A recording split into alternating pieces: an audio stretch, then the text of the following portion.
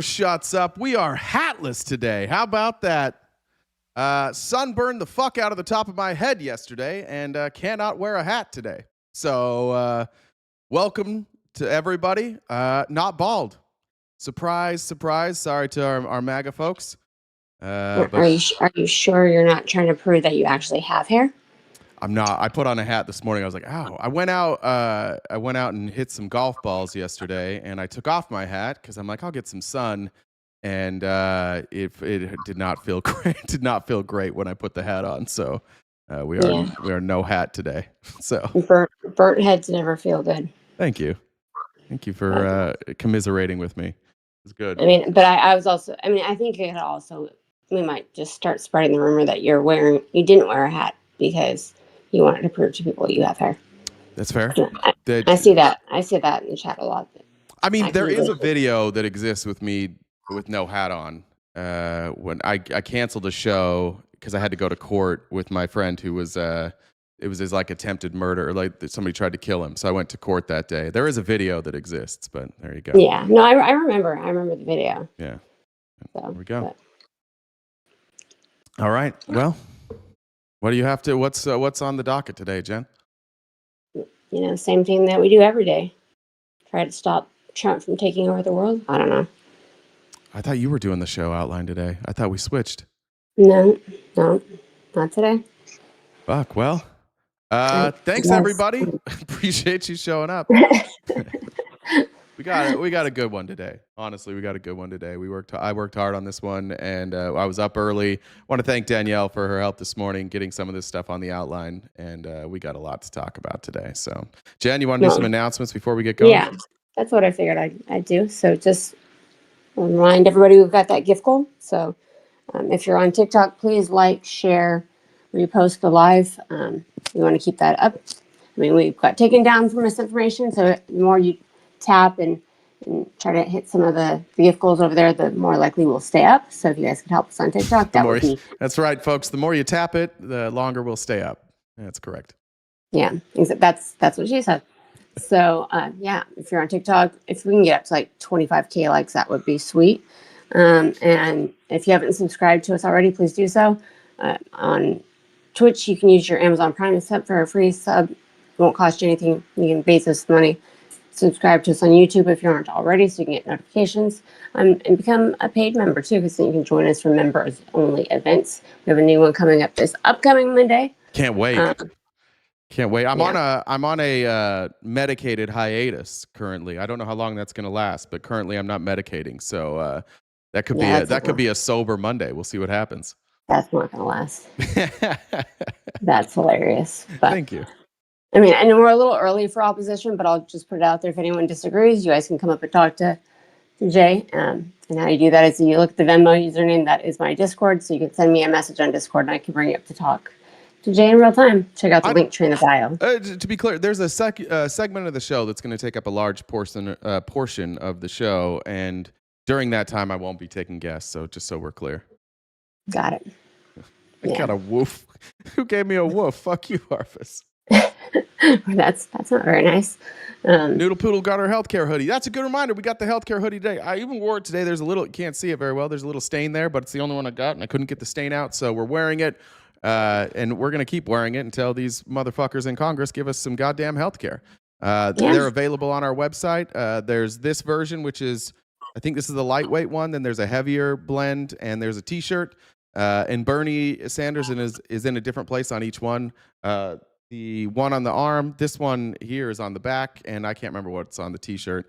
Shout out Ash Me Anything for making those as well. So you can check out the link tree in the bio for the links to the merch store and other socials. So we can get going. Did I tell you how I'm really excited for Amateur Autopsy Club I just joined? No, you didn't tell me about that.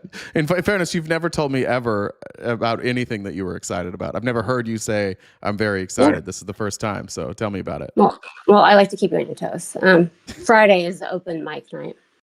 Wait, do the joke again. I'm sorry, I forgot it. I said I was excited for the Amateur Autopsy Club. I just joined it. Friday is open mic night. Okay. I don't know about that one. Oh, it's tough. All right, let's jump into it. First of all, let's talk about Don Lemon. He was on with Jimmy Kimmel. Here's a part of the story that we didn't know, and just goes to show once again everything this administration does is just a fucking show. It's all about force. It's all about optics. It's all about the camera. I'm going to get to the video scene. Before I play the video, check that out. Here we are with Don Lemon. Walking up to the room, and I press the elevator button, and all of a sudden I feel myself being jostled, and people trying to grab me and put me in handcuffs, and I said, "What are you doing here?" And they said, "We came to arrest you." And I said, "Well, who are you?" And then finally they identified themselves, and I said, "If you are who you are, then where's the warrant?" And they didn't have a warrant, so they had to wait for someone from outside, an FBI guy, to come in to show me a warrant on a cell phone. And by that time I was like trying to, figure out what was going on to get my bearings, and they dropped all my stuff. My glasses had fallen on the floor. I'm like, I can't read that. So they had to pick my glasses up, and I read it, and still, what does that mean? And then there was a bunch of guys, and they took me outside. FBI guys were out there. I mean, it had to be maybe a dozen people, which is a waste, Jimmy, of resources, because I had told them weeks before, maybe once or twice, that we would, I think my attorney tried to contact them once, maybe twice, that I could just go in, and it would have to be the folks who were just working there that day, and they wouldn't have to have all these people following me around. It's more than just a waste of resources. So they grab you and they take you where? Well, you're right about more than just a waste of resources. They want that. They want to embarrass you. They want to intimidate you. They want to instill fear, and so that's why they did it that way. Yeah, that's red meat for these dumb fucks. You know how upset MAGA would have been if they didn't waste these resources, if they just let Don Lemon turn himself in? You know how mad they would be if they didn't get to post this everywhere? It's just at this point, just an angry mob of dumb fucks. I don't know how else to explain what MAGA is at this point. Like the dumbest fucking people you've ever met in your goddamn life.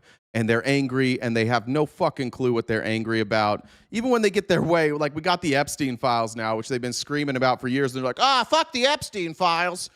Fuck that. We don't want to talk about the Epstein Files. Let's talk about something else. It's sick. It's a sick, degenerate administration. The cruelty is often the point. They don't seem to have much of a plan to do anything other than just be assholes. And there's just one more piece of evidence that they don't give a fuck about any of this stuff. They don't have any real morals. They don't have any real policy. They don't have any real agenda. It's just show up, use force, and then maggots just sit in the comments and beat off. That's where we're at now at this point. I saw this today. I'm not going to show the whole thing.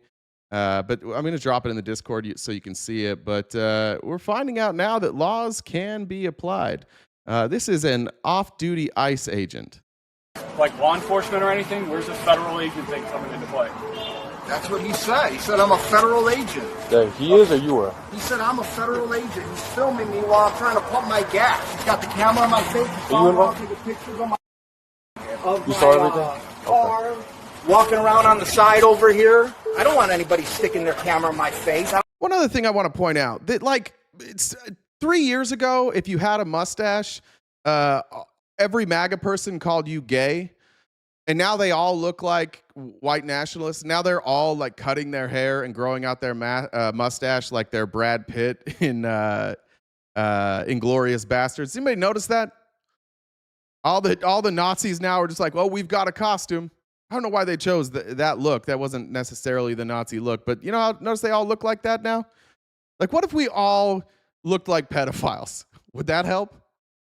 I don't know what he's trying to do with this. So you were just... I'm pumping my gas here. Yeah. I'm pumping my gas. He parks there. He's walking over there. He comes with his camera. He's filming me pumping my gas.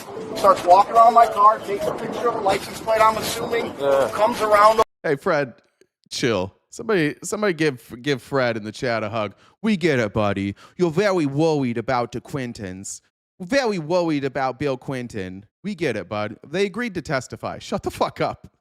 Like, this is what I'm talking about MAGA. Like, the whole thing. Like, they only care about shit that doesn't fucking matter. As soon as something fucking matters, they check the fuck out.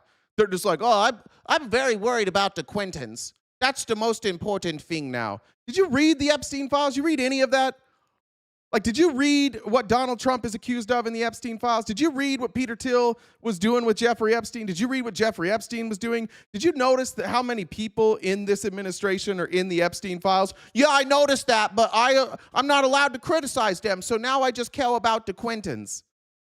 Nobody cares, bud. They're doing their thing. We've said it a million times on this show. They should testify. They're going to. But if you can't hold that same standard for Donald Trump, for Peter Thiel, for Elon Musk, if you're not out there loudly shouting about them to come testify too, then everybody here knows you're just a dumb fuck. There's not a lot we can do about that. You're just a partisan, lead me by a collar dumb fuck. I only want to yell about the Democrats. Over here, I said, what are you doing? Why are you filming me? I tried to grab his phone. I don't know who this is. My car. Okay. But I don't know who this guy is. Yeah. And I don't like him sticking a camera on my face. I want to know what he was doing with it. I want to get the picture and I wanted to delete it. Yeah. Okay. All right, anyway, so basically what happens is there's an off-duty ICE agent. Somebody goes recording him. He assaults the person who's recording him, throws him to the ground, takes his phone, and now has been charged with battery, proving that it's actually possible for localities to bring these types of charges. And of course, DHS is like, no, actually, he's innocent. Basically, anytime DHS comes out with a statement, you can assume that the exact opposite of whatever DHS is saying is true. All right, moving on. Here's the newest lie from the Trump administration, which is one of the dumbest lies I've seen. I'm going to show you two clips. First, it's Senator Kennedy with his aw shucks attitude. Like, what do you go to Yale, Harvard, one of those Ivy League schools? Like, he's not this aw shucks Louisianian crawdad fisherman that he tries to pretend that he is. He's just lying now. They're all just openly lying. I don't get it. He's smarter than this. He's not dumb enough to say what he's about to say here. And it's not enough to tell the American people not to believe their own lying checkbooks. Mm-hmm. They know about their personal finances. Is the president responsible for the remaining inflation? No, he helped get inflation down from 9% to roughly 3%.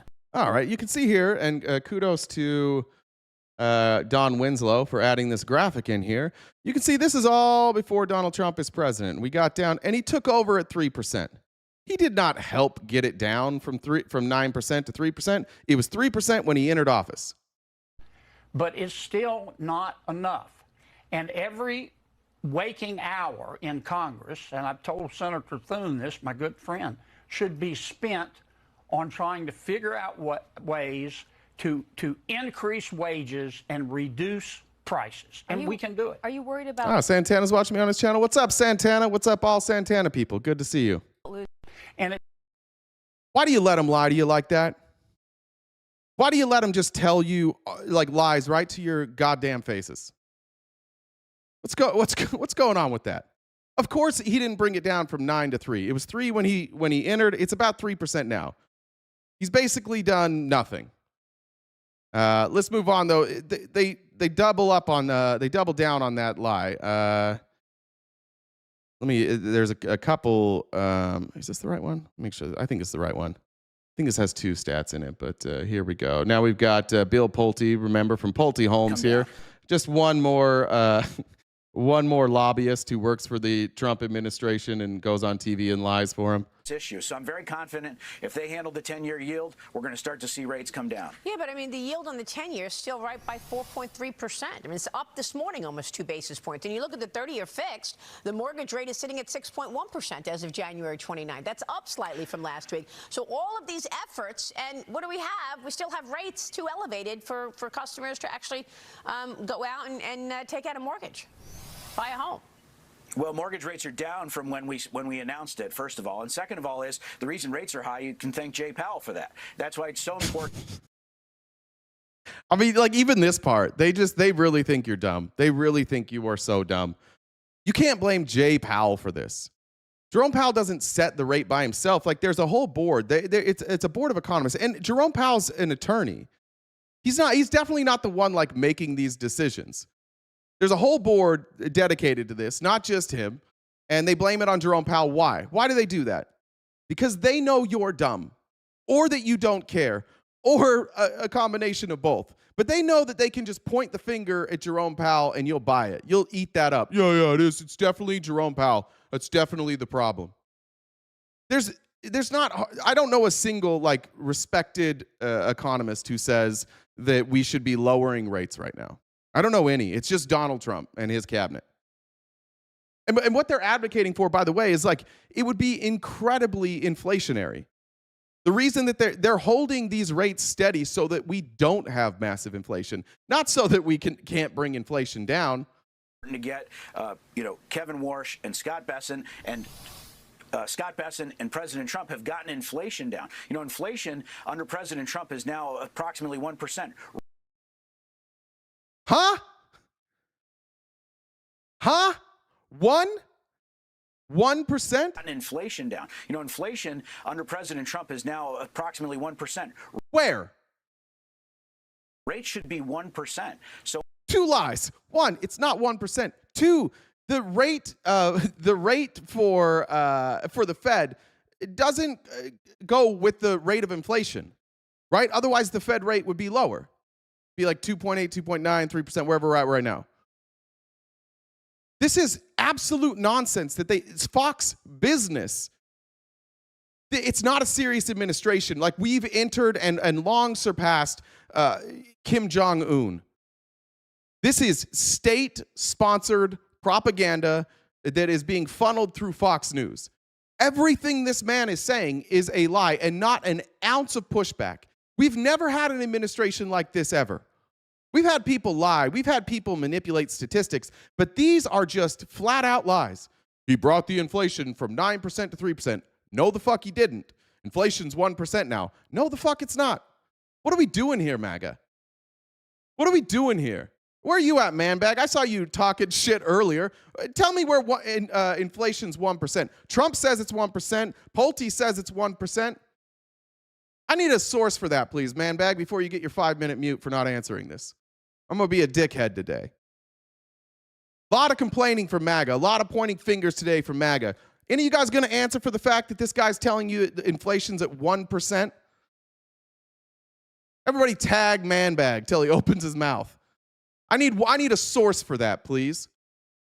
By the good point. 1% wouldn't be good. That would be below what the Fed wants at 2%.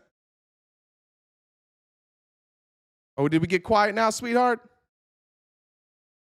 We get quiet? Guys, everybody look at manbag in the chat. Jay, you're being a woman. What, being smarter than you? Yeah, no shit. Just like every woman that exists. You're pointing at facts and data. You're being a woman. You know better. Hey, manbag, suck my ass. Enjoy your time out. Mods, you can time them out for however long you want to. Cowardly, dumb bitches. That's what MAGA is. And that's the kind of attitude I've got today. I give a fuck about you guys today. I'm tired of you lying. I'm tired of you distracting. I'm tired of you never holding this fucking administration accountable for anything that they ever say or do. 1% is an outrageous lie. It doesn't make sense. There's no data to support that whatsoever. And Trump says it every day. And now his dipshit cronies are out there like, oh, I guess we got to say it now. If the boss says it, we got to say it. And then you go, what about the Clintons? We got to worry about the Clintons. You guys suck, man. You guys suck so bad. This is why you lost in Texas just barely. It's why you're losing all the midterms. This is why Trump is scrambling. This is going to be the show today. This is why Trump is scrambling right now to figure out how he's going to be able to steal the midterm elections. And they're every last one of these losers. Every last one of them is going to go, oh, now you want to talk about election fraud? Oh, I thought you sound like a conspiracy theorist now. I thought you didn't do conspiracy theories. We don't. We're going to show you the data. When we look at the 10-year and we look at the Fed funds rate and we look at this high cost of borrowing, there's only one person that's standing in the way. He's not looking at data. He's being political, and that's too late, Jerome Powell. And again, President Trump is right. This guy's too late. The inflation data is 1%. Rates need to come down. You're exactly right. William. Yeah, that's just a flat out lie. Show me. Let's look at the inflation data here. Let's go ahead and take a peek over here at the chart.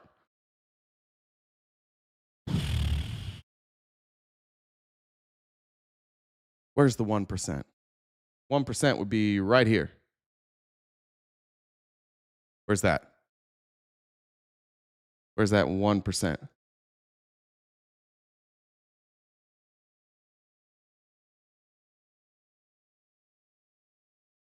I'm conveniently leaving out the last administration's fuck-ups that led to you guys. You're right. I apologize for that. And thank you for bringing that up, Enreed. I did forget to acknowledge that it's totally Joe Biden's fault for fucking up whatever he fucked up. And that's why Donald Trump lies about everything now. You're right. Thank you for bringing that up. I forgot that it's Joe Biden's fault that Donald Trump and this administration is lying. I forgot about that. Thank you for bringing that up. Jesus Christ. Are you guys ever going to let go of Joe Biden? Is there ever going to come a time when you just like accept that these guys don't know what the fuck they're doing, and perhaps blaming it on Joe Biden is a dumb waste of your time, and it's just a way to keep you placated and dumb? It's not Joe Biden's fault that the Trump administration lies to you. That's what we're talking about right now. I didn't even talk about like inflation. I didn't talk about the effects of inflation. I'm just talking about like, are they telling the truth? Nope. Yeah, but we're not going to talk about that. We're going to ignore the fact that you're pointing out an obvious lie, and we're going to blame Joe Biden. That's a pathetic existence, honest to God. Some of you were flipping, and I appreciate those of you that are flipping. I've been told that Snuggles apparently is not happy with this administration. When you lose Snuggles, Jesus Christ, you fucked up. So I appreciate those of you who have decided like I'm not going to be lied to anymore. But some of you have some work to do in your personal lives. Some of you need to get to a point where you're not cool with people just lying right to your face and you going, let's talk about something else. Some of you need to be better. Let's moving on here. Here's some more more lies under Karoline Leavitt. I'm just going to show you a whole bunch of lies and then we'll get to the meat here. But this is what this administration does now. This is like honest to God. It is North Korea. It is straight up propaganda every day on every show. They get in front of an audience and they lie. Here's another lie. Police and Border Patrol are true patriots. They need to be respected. The Democrats need to agree to stop demonizing them. We've heard despicable rhetoric from people on the left comparing ICE to the Nazi Gestapo. Donald Trump's That's pretty accurate. Police force. That is egregious language that has led to the increase in violence, threats, and attacks against ICE agents who are brave men and women who put on the uniform to enforce our nation's immigration laws. So the Trump administration is also— So first half of this is, guys, your words are hurting everybody. It's your fault. It's your words. You have to stop using words that we don't like. Is going to be on the side of law and order, and we want to remove these illegal alien rapists, murderers, pedophiles, despicable individuals from our country to protect the homeland. And the president has done a phenomenal job. Yeah, we do need to remove those violent criminals. I agree. Would you guys start doing that at some point? Or are you just going to go after like moms? You're going to go after families. You're going to go after kids. At some point, when are you going to start going after those violent rapists and murderers? We're waiting because we see the percentages. It's almost nobody. At doing that, and that's why murder rates in this country, newly released data show, are at the lowest in recorded history. These things are not coincidental. Under Joe Biden, murders were up, violent crime was up. We had illegal aliens invading our country from— Let's talk about that. Under Joe Biden, murders were up and violent crimes were up. Let's see.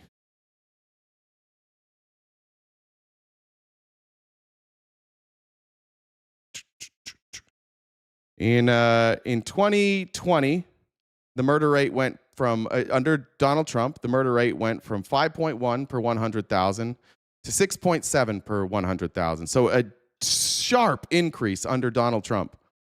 Then it peaked in 2021 at 6.8, so barely ticked up.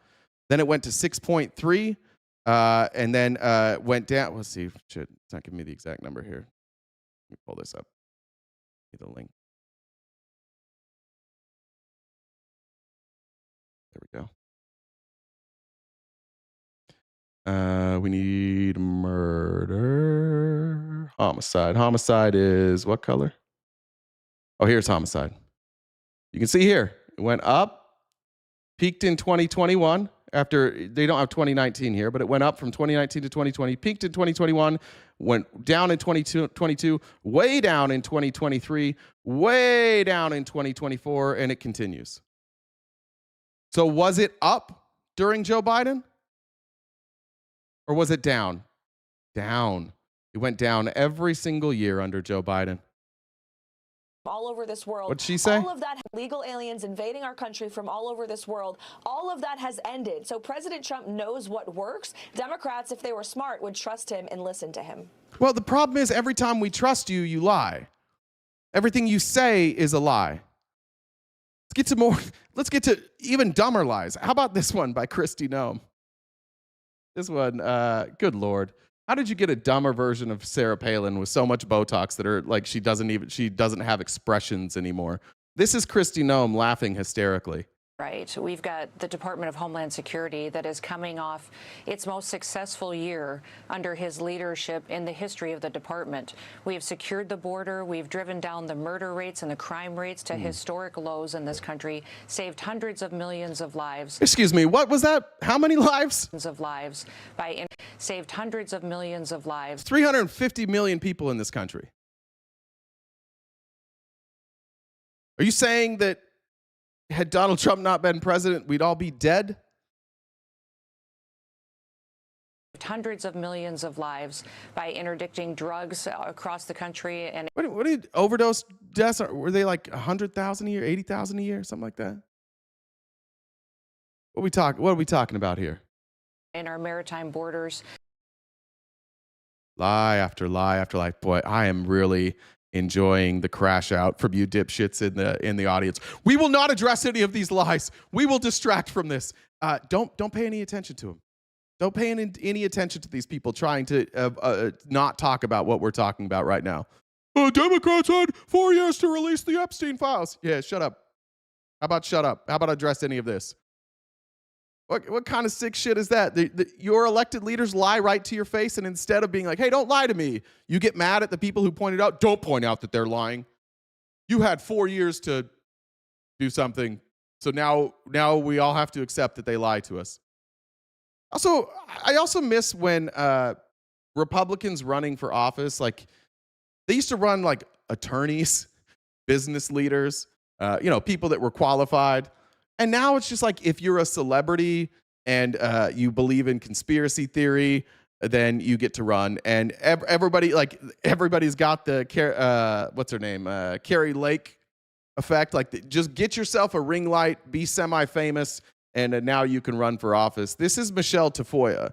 I grew up watching Michelle Tafoya interview people on the sidelines of NFL games, which she did a good job doing.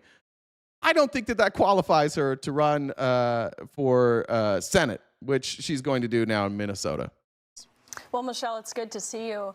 We just watched that clip of Kristi Noem, and she was talking about these protests being well-funded and well-organized. I want to focus on that well-funded piece.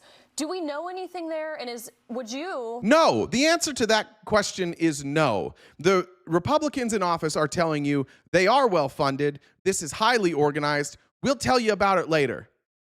Which, if you weren't dumb, you would realize they do this every time they don't actually have an answer. They want to create a narrative, so they tell you something. They're like, this is definitely happening, and it will release the information later. And you're like, they're going to wait till you guys see what they release. And then they never release anything. They're having a hard time tracking this down, having a really hard time proving that these people are being paid. But that hasn't stopped more and more Republicans from just repeating the same dumb shit. Yeah, they're totally paid. Look, those signs are the same. They're paid. Look, they came in on a bus. Look, they carpooled. Look, they're handing out signs. Look, there's a signal chat where they're organizing. None of that proves anything. Also, not a crime. So what are we investigating? What's the big concern here? You're allowed to do that in this country. You're allowed to be paid protesters. What's the crime here that we're alleging? There is no crime that they're alleging. They don't want you paying attention to what's actually happening. So it's just distraction, distraction, distraction. We're going to get Tim Walz. He's going down. We're going to get Ilhan Omar. She's going down. Nope. Nobody ever goes down. Yeah, you'll see. Just wait. Nope. How'd that go with James Comey? How's that going? How's that going with Tish James? How are those trials going? Did we get Hillary for Benghazi yet? Did we get Comey yet? Did we get Obama yet? Did we get Biden yet? Did we uncover and arrest the Biden crime family?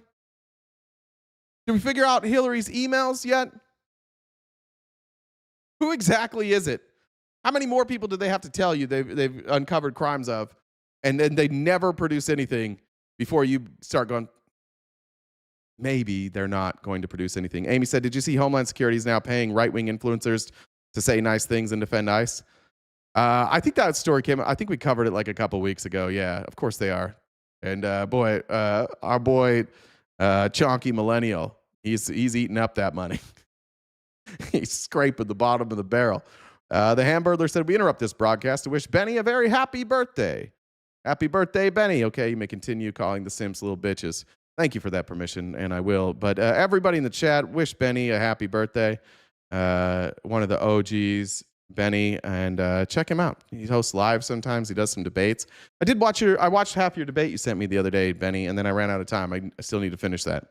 But happy birthday, Benny. Reminder, we are crowdfunded. Anything you could do to help us knock out our gift goal every day would be greatly appreciated. You know how to do that. You know the links. You know how to make that happen. Chelsea said, for the bare naked noggin, all the MAGAs are mad that you have hair. Look, I don't have great hair. I'm going to be honest. It's curly. I don't know what to do with it. That's why I wear a hat. I don't like haircuts. I don't like styling my hair. I just wear a hat because it's a hell of a lot easier. But thanks for bringing that up. Here's another insane claim that, of course, you could never back up. And they're never going to present data for. But here's Kristi Noem now doing more North Korea propaganda. The thing is about the Trump propaganda is that it's nonsense. Like it's nobody would possibly believe this. It's nothing they can verify, and it's always these like wild claims that you're like, is that true? No, it's never true. If you think about last year of the Biden administration, over 125,000 children just in that year were trafficked across the border. And by securing that border this last year, zero children have been trafficked in the last 12 months because of President Trump's leadership. How would you prove that? Where would you come up with that statistic? How would you come up with that statistic? That zero children have been trafficked. It's I can't believe you guys ever do. It's funny how Democrats can't prove their claims. Because our claims are that your people are lying and that they don't have any evidence to back up their claims. How would I prove their claim that has no evidence is a lie? You're doing it. You're doing what they want you to do. You're doing the cult thing. You're like, it's like if I said, I have 18 zebras that I own. Where? I'm not telling you. And then you're like, well, I don't think you have 18 zebras. How are you going to prove it? Why do you just believe them? A girl was here in Indiana was just found dead due to a man taking her and finding in Ohio. Trafficking? No, that's not trafficking. Couldn't be. I saw that story. With all due respect, Ian, there has never been a cult in the history of the world that fact checks. If I was doing the cult thing, I wouldn't be fact checking the data. I wouldn't be showing you graphs and data. But I do know that every cult says the same thing.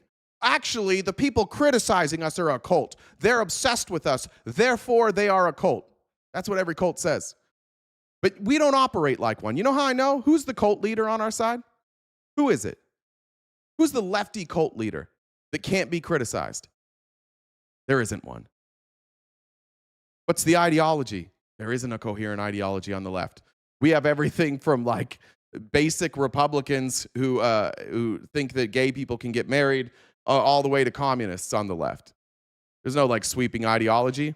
And there's nobody that sets all the rules. There's nobody that sets all the talking points. It's incoherent. It's a scrambled, jumbled mess on the left. It's one of the things that they're really bad at is being organized. Cults are very organized. It's a very top-down approach. That's what you have. When Donald Trump says, hey, gerrymander your states, and your states do it. None of them were trying to do it before, and then Trump tells them to do it, and they do it. That's how a cult operates. That's how a dictator operates. Stop closing your eyes and just trying to be on the right side of this. Just try and learn something new. All right. I want to... two more things. I don't think we pay enough attention to this. I don't think we give enough attention to the way that they speak. But dehumanizing language, that's one, a sign of a dictator, but two, it's evil. And you can absolutely say that people on the left use dehumanizing language against people on the right. That's absolutely true. And it's probably not helpful. When I call you dumb fucks, that's probably not helpful. And I apologize for that. However, I'm not Kristi Noem. And I'm not, like, dumb fuck is like an insult. But if I were to call you a waste of life, if I were to call you pond scum, if I were to call you mold, if I were to call you vermin, that has historical ties. That type of dehumanization is used by governments to remove people that they don't like. And that's what you're seeing out of Kristi Noem now. The way that they talk, again, Alex Preddy, Renee Good. After that man murders Renee Good, a fucking bitch. Immediately they come out and say that Alex Preddy was a terrorist who was trying to murder lots of people. Not true. The way that they talk about not only immigrants, but now protesters, is meant so that when they do horrific things, you don't care because you've already labeled that person as subhuman. You should be alarmed when your government starts doing stuff like this. That should be alarming. And especially a government who is actually killing people, who's actually harming people. It's one thing if you Hillary Clinton said basket full of deplorables, but she wasn't in charge and the government wasn't out there killing people. I can't remember what Joe Biden said about MAGA. I can't remember what he said something about MAGA, but same thing with Joe Biden. He's not out there murdering people. This administration is going after journalists. They're murdering protesters. They are silencing voices in the press. They're doing this, and every time it's with this type of rhetoric. Run TSA and keep our airlines and air traffic control safe. All of those are jobs of the Department of Homeland Security that we need to continue to push on, even though we have these violent monsters that are attacking law enforcement every day. Violent monsters attacking law enforcement every day. Can anybody point to one violent monster? I'd like some names, please, or some examples. Who are the violent monsters attacking ICE? Can you give me some examples?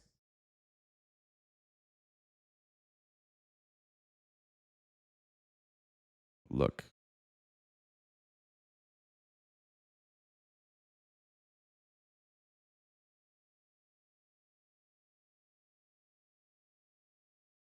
Anybody?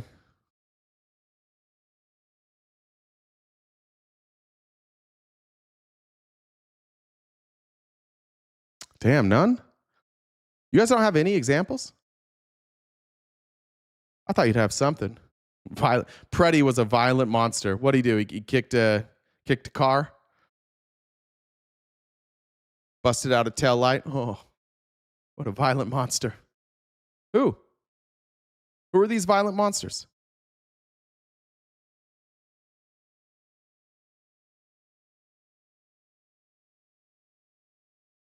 Yeah, but you say like you've been called Nazis.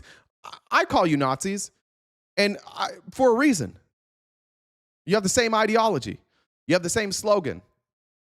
You have a group of you have a Gestapo. I have no problem calling you Nazis. I think that's different. See, the difference is, like, if you ask me why do you call Republicans Nazis, we can have an hour-long discussion. I can explain it to you. But when I ask you for a specific person who is a violent monster attacking ICE, you got nothing. Now, you guys don't have one single name of a single person who is a violent monster. She's saying there are hordes of violent monsters, and you don't have one person? Not one? I'm giving you the opportunity. I'll stop the show here for a second. We're looking through the comments here.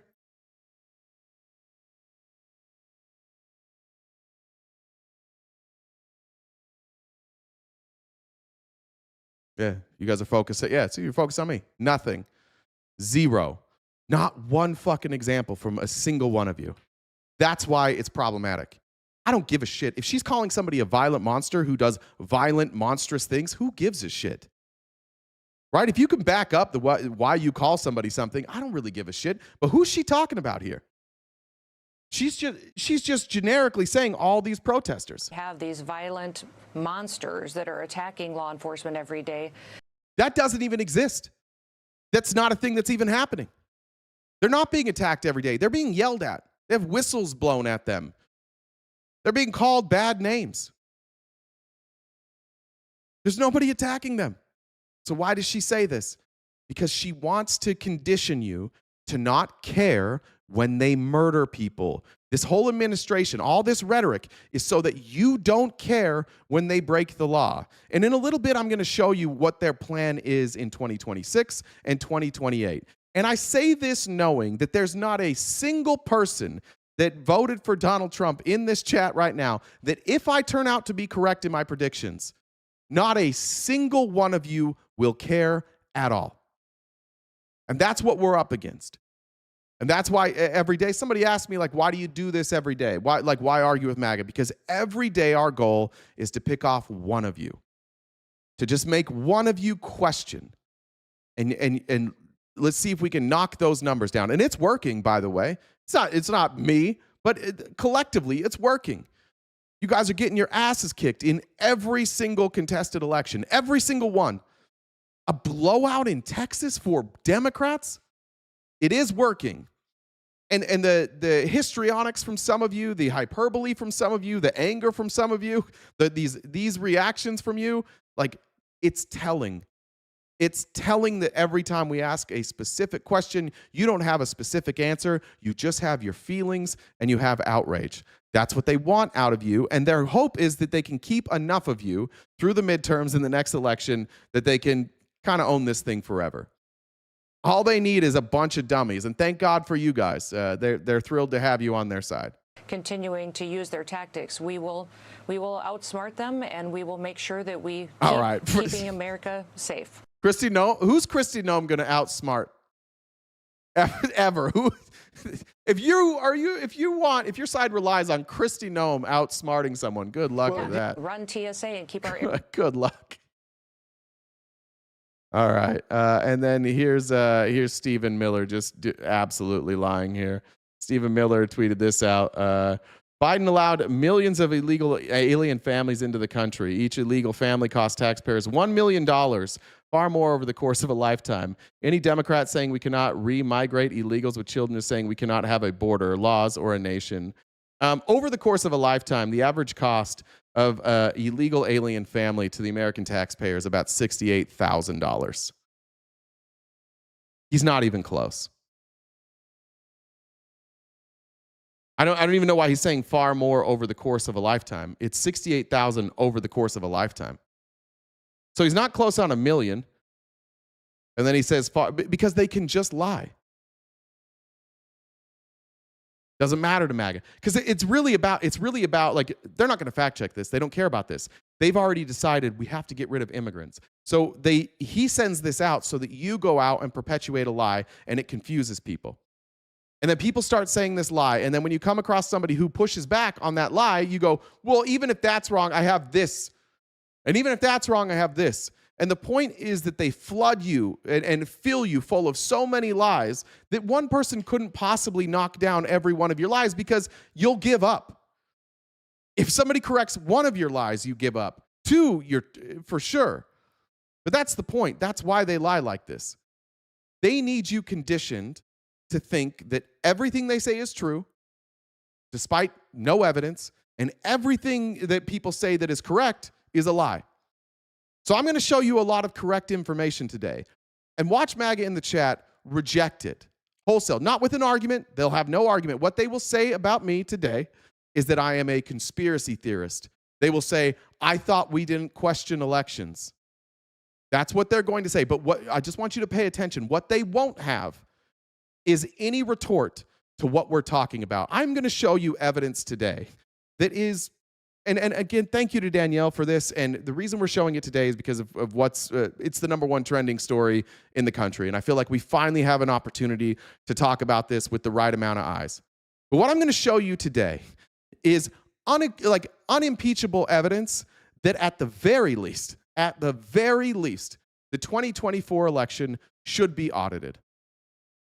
And we have not been able to audit a single one of these swing states. I will show you, I will compare it to the elections that Donald Trump won, historic elections. What I'm going to show you today has been seen by many, believed by few, but it is pretty unimpeachable. And I challenge the Republicans that are here to not be dumb fucks, to not be emotional little bitches today, to come up with a coherent argument that isn't whataboutism.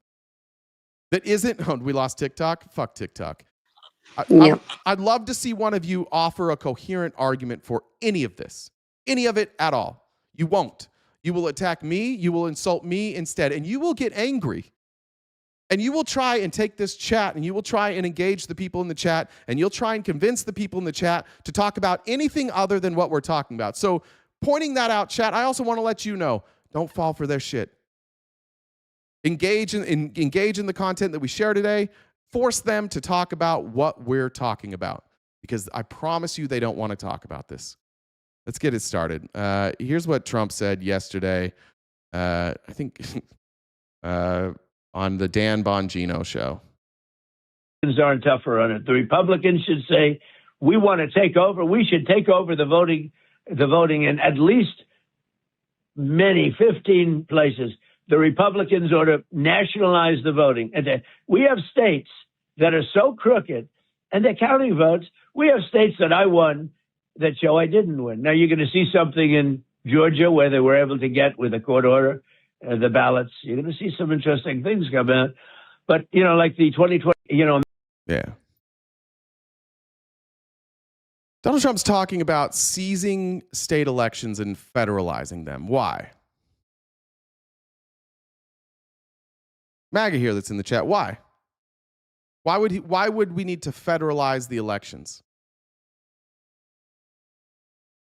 Notice Donald Trump and didn't give you an answer there. He said, you'll see. No explanation as to why we seized the voting records in Georgia.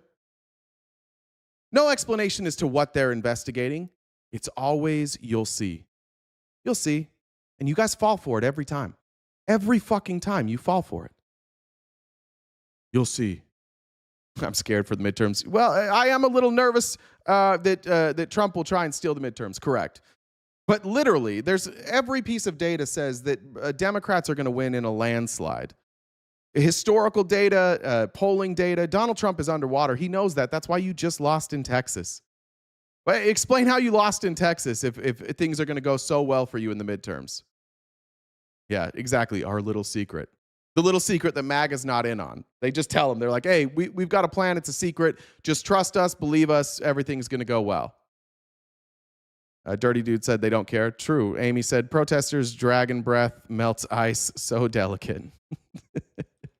Jeremy says, I had curly hair once. Now I'm bald. Enjoy it while you can. I'm actually surprised, Jeremy, that I'm not bald yet. I've lost some on the sides for sure, but I've been, I thought by 40 I'd be bald. So I agree with you. It's on its way. But let's jump into this. Here was, is it Steve Borelli? Watch this. Notice that the people who are paid to have opinions on this don't have an answer. Do you think that Trump is right that he, in fact, won Fulton County and won the state of Georgia? I don't think so, but what's the harm in seeing? So what's the harm in seeing? You think what is the harm in seeing? Well, Trump has made. First of all, that's a pathetic argument.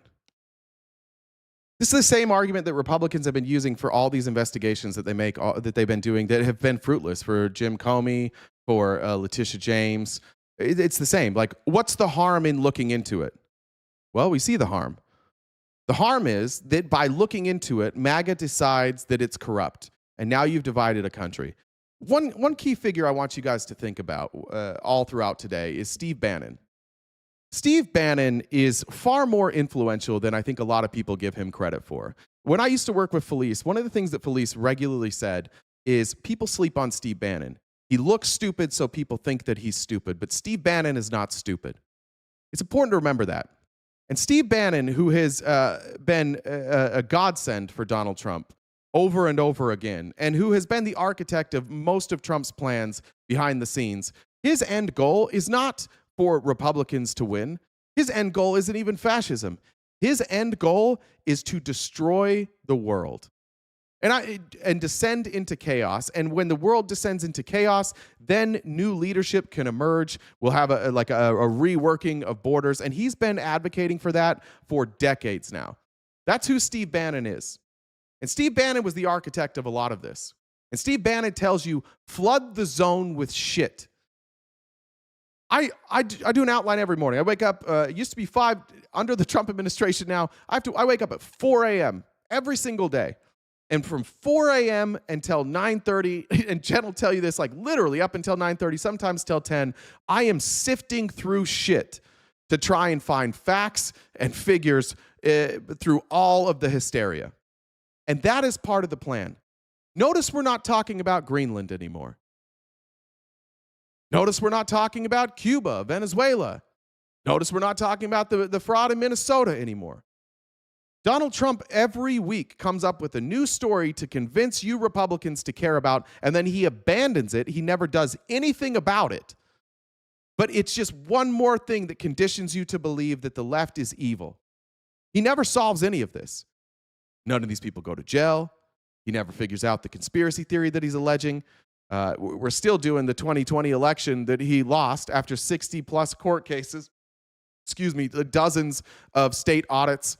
Still no evidence there, including in Georgia, where we have conducted hand recounts. That election has been audited as much as any election outside of Arizona. You can be more sure about the Georgia election than any other election, and yet Donald Trump keeps telling you that 1, it was stolen, and 2, I'll tell you about it later. And we're still there.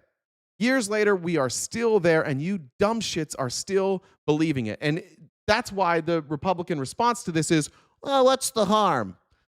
The harm is that everybody that voted for you thinks that this is an actual crime and thinks that actual voter fraud happened because Donald Trump keeps saying that it did. That's the actual harm. What's the harm? So you think what is the harm in seeing? Well, Trump has made up out of whole cloth an accusation. Thanks, Dirty Dude. Appreciate it. And said this, their supreme leader has spoke, starting it. They don't care. I appreciate that. Oh, one was from Rory. Guys, thank you so much. A reminder, we are crowdfunded today. I'm going to get lost in these stories. So if you can help us knock out that gift goal before the end of the live, that'd be greatly appreciated. Why is this judicial warrant wrong, in your opinion? Joe, why is the judicial... I just asked you a simple question. Do you think he won the state? I said I don't think so. Okay, so then what is he looking for? I mean, other than what he's already told us that he wants, which is more votes than he actually won. The U.S. attorney went to a judge that was not appointed by Donald Trump and gave evidence and got a warrant from a judge. That really happened. You can pretend that didn't happen, but that didn't happen. Do you think this has anything to do at all with Trump's... For what, though? Does anybody, have they ever told us what this evidence is? They won't even tell you what they're investigating? False claims that he won that state. Wait a minute. Hold on, let him answer. How do you know definitively I'm there is asking no merit? you a question. You're saying this from... Joe, you're saying let me ask you a question. You're saying this from a high horse. I'm just asking how do you know there's no evidence without investigation? This is how I know, Joe, because this has been litigated. Thanks, that cool guy. Relitigated. There were 60 different cases in 2020. Trump lost all of them. And now you're coming back 6 years later, and you want to say, let's look at the 2020 election? I think this is ridiculous. And if Trump wants to... And let me just say this. Is the judge corrupt? But I read that 5-page warrant today, and that warrant relies on an FBI agent who testified that there was evidence of the criminal activity that took place in those files. Boom. There it is. It's an agent's testimony.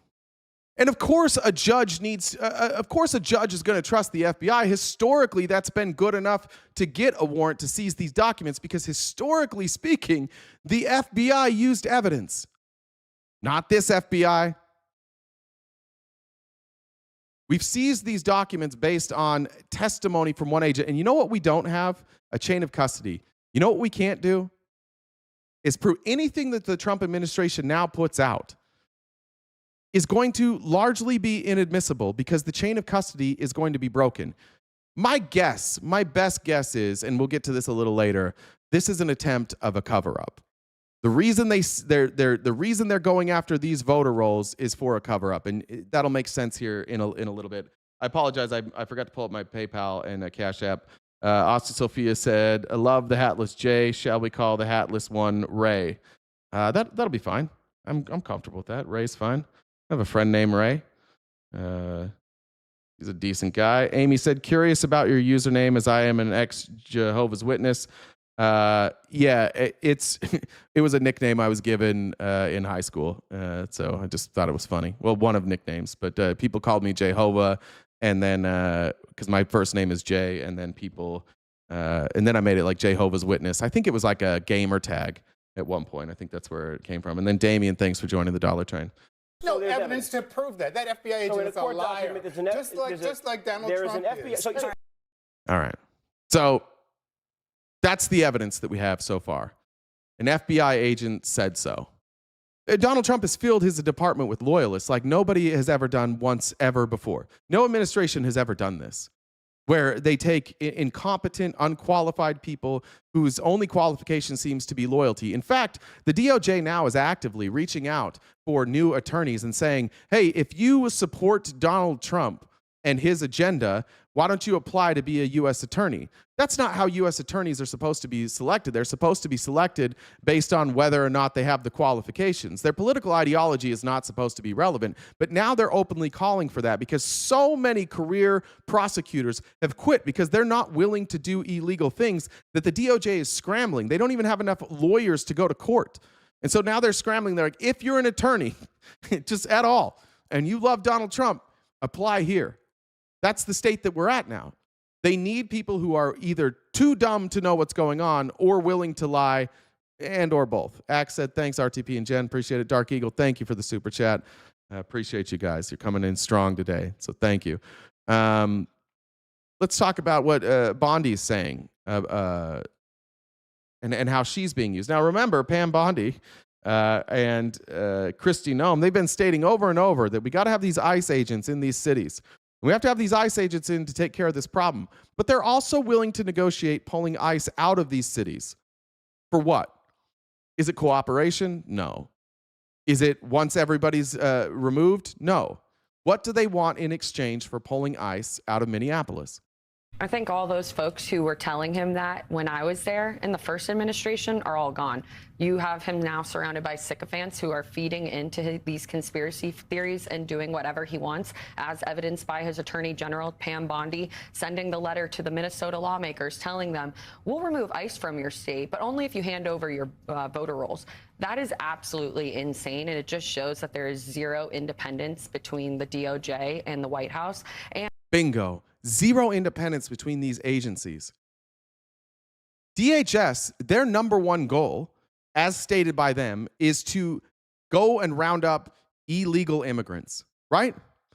The DOJ might have a different goal, but their goals should not be aligned that way. Like, right? They're independent agencies. They're supposed to act independently. So for Pam Bondi to come in and say, actually, we don't give a fuck about rounding up illegal immigrants as long as you give us these voter rolls.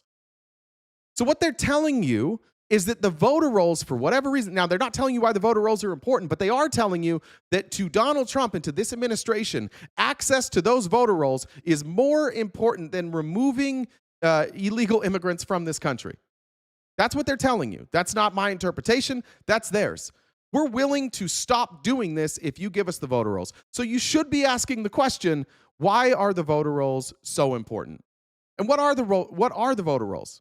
Think about those two questions. And that she's carrying out his marching orders. And I don't think you have really many people in the White House now who are willing to push back on Trump and tell him, sir, you lost the 2020 election. Let's drop this and move on.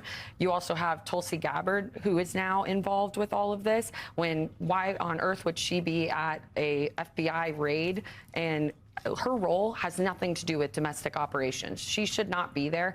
But I think that she is happy to be doing this and actually finally having something to do in the Trump administration because she's... I appreciate it. Maybe the voter rolls prove that illegals voted. Maybe, except bad news. We've audited these states. We've audited them. And the voter rolls don't say that. Unless what you're saying is these Republican states are lying about the voter rolls.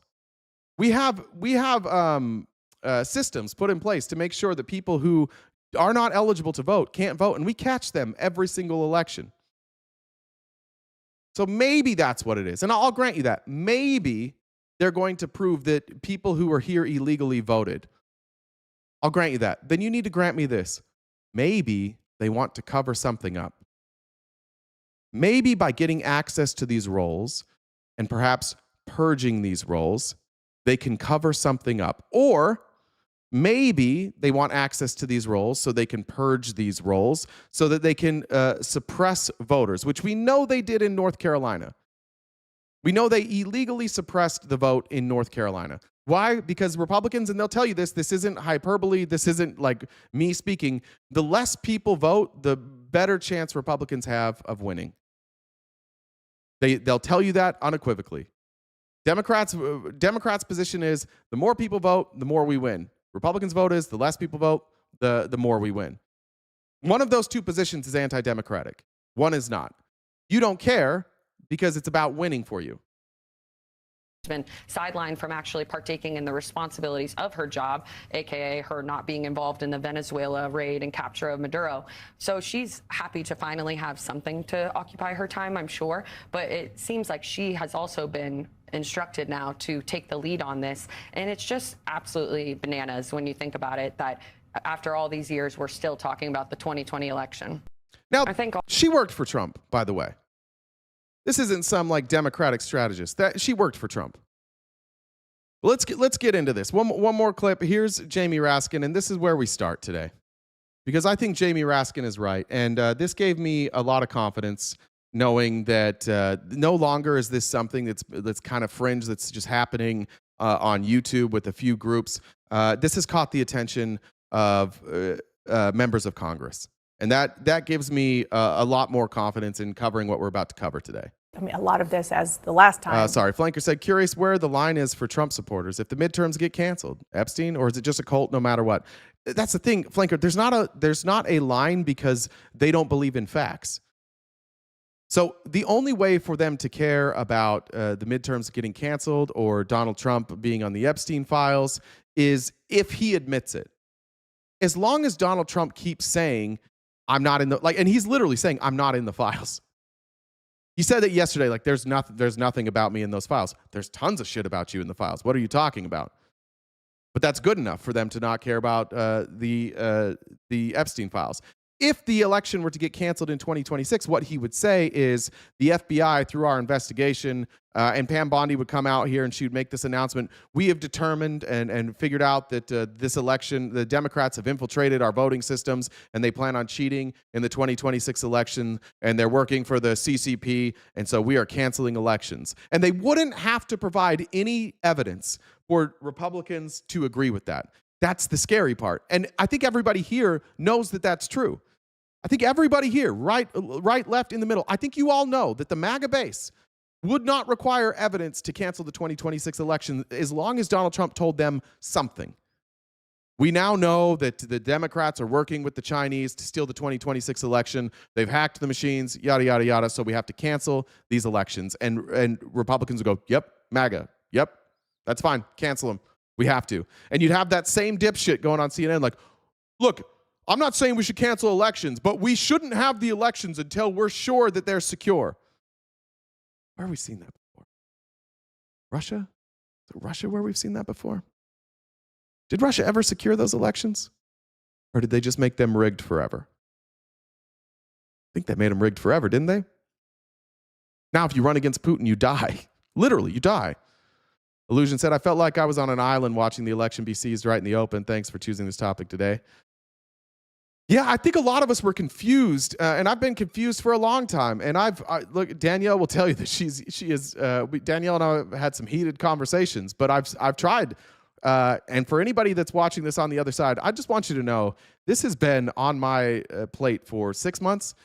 Danielle has been giving me every piece of information possible for 6 months. And every time she has given me a piece of information, I have tried my hardest to debunk that information. You can talk to some of my mods who I've sent some of this stuff to. My goal this entire time is has been to take what we're covering today and debunk it, and I fucking can't. And I might not be the greatest at this, but like I'm pretty good at following the data. I'm pretty good at following the signs. I'm pretty good at coming up with alternative explanations. And I'll just tell you this. I think what we're going to cover today is the most likely scenario of what happened in the 2024 election. The other scenario, the only other way that this really plays out is that a bunch of people were unwilling to vote for a black woman. And even then, I still can't make the transition. The evidence that I'm going to give you today is far more compelling than anything else. And if anybody here on the right was open-minded at all, you would leave this today going, I have some questions that I need answered. You don't have to believe me, but like I said before, you're not going to have answers for this. And so I hope that at the end of this, you leave and go, I'm going to look into that. And I'm going to figure out if this fucking lib is lying or not. Because I think he's lying. And I hope you do. And then I hope you send me the evidence that I'm lying. But my guess is at the end of this, MAGA will go, fucking conspiracy theory. And that'll be it. Dastardly Dragon said, Dems need to be unanimous or the right will just pivot. True. And we need to be unanimous on this. Here's Raskin. Was redacted. A lot of the victims are upset that it looks like they were protecting the people who were the men who were involved. Yes. And not necessarily them. But I know that the Justice Department, he said in his press conference Friday that people like you and other members of Congress could go and see the unredacted documents. Are you going to do that? And Absolutely. What are you going to be looking for? We sent them a letter, and so we're demanding a right to do it. I hope that the Department of Justice will keep to its word and let us in there. Remember, they've said there are 6 million potentially responsive documents there. They've only released 3 million with more than... See, Abe, that's the point. I appreciate you making that point. Abe said, this is an easy topic to discuss. Kamala Harris is even more unelectable than Hillary Clinton. Let's look at the data. Hillary Clinton lost to Donald Trump. Where did she lose votes? Men, white women, and black men. And then Joe Biden ran against Donald Trump. And where did he make up all of his votes? Men, white women, and black men. Suddenly, all those people who thought Hillary Clinton was unelectable voted for Joe Biden. And then when Kamala Harris ran, her numbers dipped even more in those same demographics. Thanks for pointing that out, Abe. And thanks for pointing out your internal misogyny. Both Kamala Harris and Hillary Clinton, if you look at their actual resume, had far more experience in government and in governing and in working in the executive branch than Donald Trump. Donald Trump had zero experience at all. Zero. And when he ran against a white man, he got his fucking ass kicked. Like bad. Really fucking bad. Historically bad.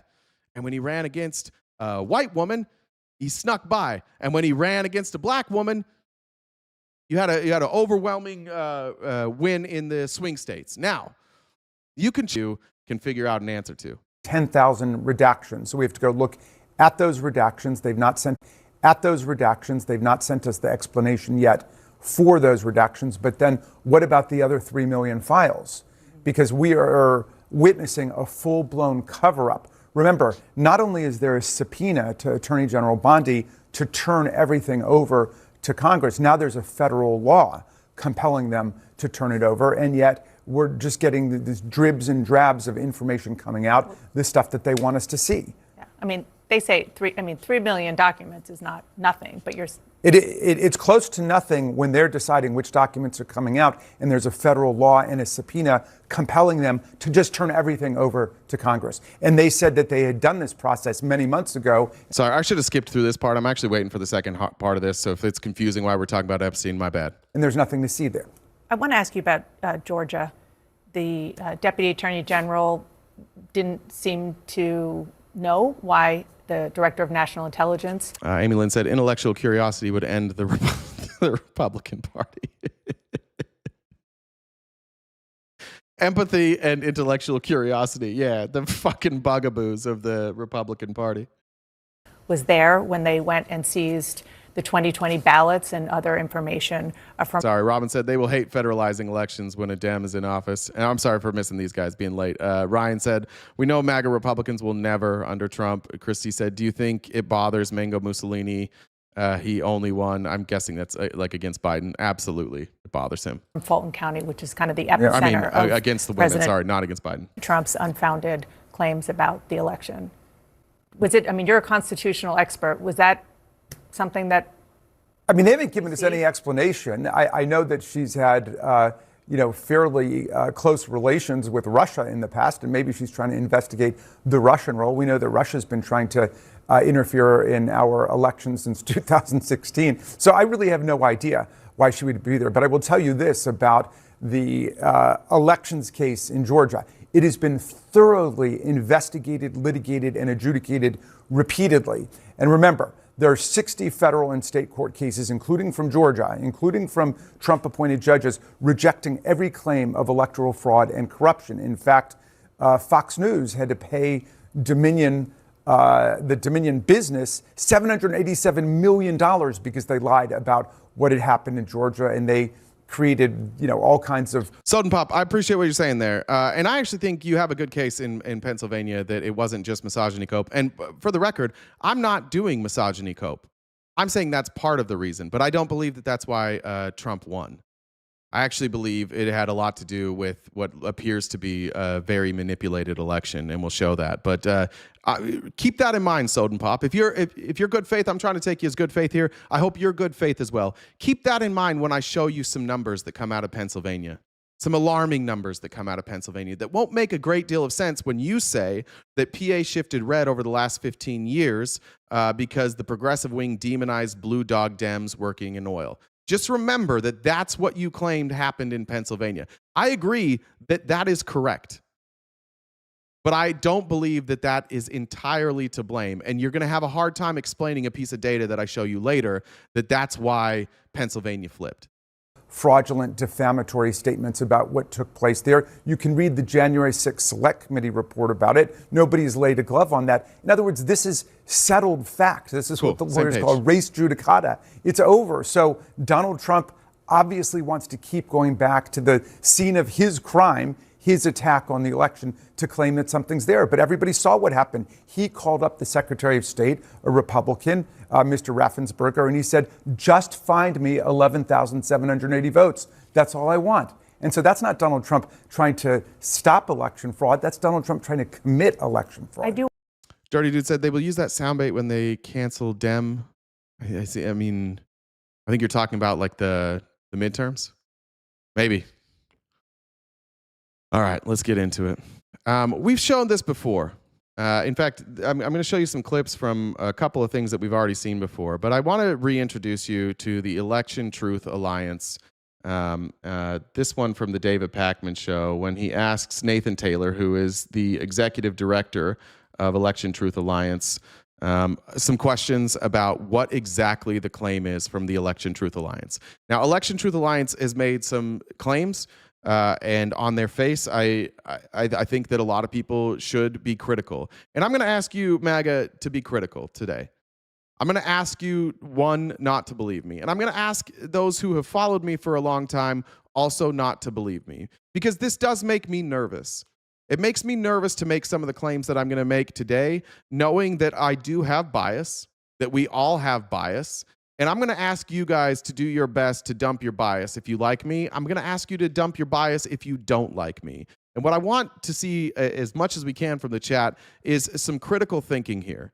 And let's see if we can figure out an alternate explanation for some of the stuff that we're going to see. But first, I want to have Nathan explain basically what the claims are. Today, I'm going to be speaking with Nathan Taylor, Executive Director of Public Engagement for the Election Truth Alliance. Quite honestly, Nathan, this is one of the most requested interviews over the last couple of months with folks. You're a man. It's easy for me not to believe you. Perfect. You've got to hear Nathan out and hear what he has to say. Give us, at the most basic level, the claim you're making, and then we will talk about the evidence. What happened was right after the election, there were multiple red flags that brought the ETA together. So the ETA at this point, there's 3 executives, me, Lily, and Jive. Lily and Jive have different backgrounds in either statistics and finance or political science. So we all got together, and that's when we sat down and we said this. There are some interesting things with the election. Let's do a little bit of investigation. Let's see what can we start looking at to determine if our elections are being run correctly, free, fair, safe, and secure. That was the concern, as we wanted to verify the vote, to validate. And so that is what we did. We started bringing in volunteers with various backgrounds and statistics. Some of them have PhDs in statistics. Some of them are auditors or computer scientists. And that's when we sat down and we said, okay, how can we look at elections, and how could we perhaps apply statistics to look at elections? Danielle, no on the Google Doc. And I don't want to share that yet because there's some stuff in there that I don't, there's email addresses that are in there that I haven't asked if we can share. So don't share that Google document. Flag any concerns. And at the time, we knew that there was audits in the elections. We reviewed those. And if you're familiar, audits, that's a standard practice in finance, engineering, public safety. So auditing elections shouldn't be that much of a concern. But immediately when we did start talking about this right after the election, the concern was, as you said, people wanted very credible, very well-established concerns. And the common pushback was election denial was on the rise. So just want to make that clear. This is not... I got to admit, that was my hesitation in going down this rabbit hole. I live in Arizona. I've watched what the multiple audits have done to our state. I watch now, like, as we've had Kari Lake, and we have all these dipshits that keep running for office that are completely unqualified because they know that, like, in Arizona, to win, it's weird. Like, you can't win a general election running on election fraud, but you also can't win the GOP nomination unless you claim that the election was stolen in 2020. And so it's kind of like a tough scenario for Republicans. You can't win the general if you lie. You can't win the GOP if you don't lie.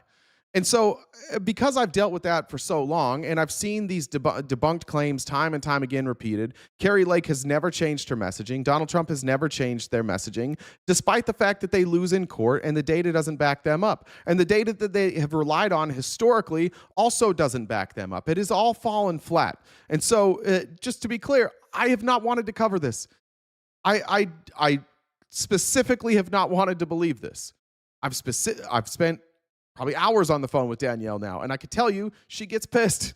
She gets very upset with me because I try and pick this shit apart over and over again because, truth be told, I have thought, and I've maintained that the reason that Harris lost the election in 2024 was because Donald Trump was able to get messaging across to again, like, people who don't trust a black woman, and he was also able to run against Biden's record. I think there were two things there. Like, Biden's record was tough. People weren't feeling great. Donald Trump was telling him, hey, I'm going to fix all these problems, and I'm going to single out a group of people that are actually the problem. I'm going to blame it on immigrants. And I do think that part of that is true. I think all of that comes into play. But I did not want to believe, and I did not want to go down the route of the election was stolen or manipulated. But the evidence just keeps piling up. And now we need real answers. So at the end of this, I want to say that my conclusion is I do believe that the 2024 election was manipulated, but I do think that there are ways to prove me wrong, and the ways to prove me wrong is with audits. The audits could prove me and Nathan wrong. Election denial, this is election integrity and auditing. This is a standard practice. And because of that mindset, we said, okay, let's do this. If you can apply statistics to detect fraud in banking, if you can apply statistics to do safety and quality testing and engineering, why can't we use statistics to flag non-human or abnormal voting behavior that could mean vote manipulation? All right. So that's what we're going to look at. We're going to look at non-human or voting irregularities that can't be explained by anything else. And that's my conclusion. If you have a different explanation for what might explain these consistent patterns that you're about to see, I look forward to you sharing that with me, and I will happily change my opinion.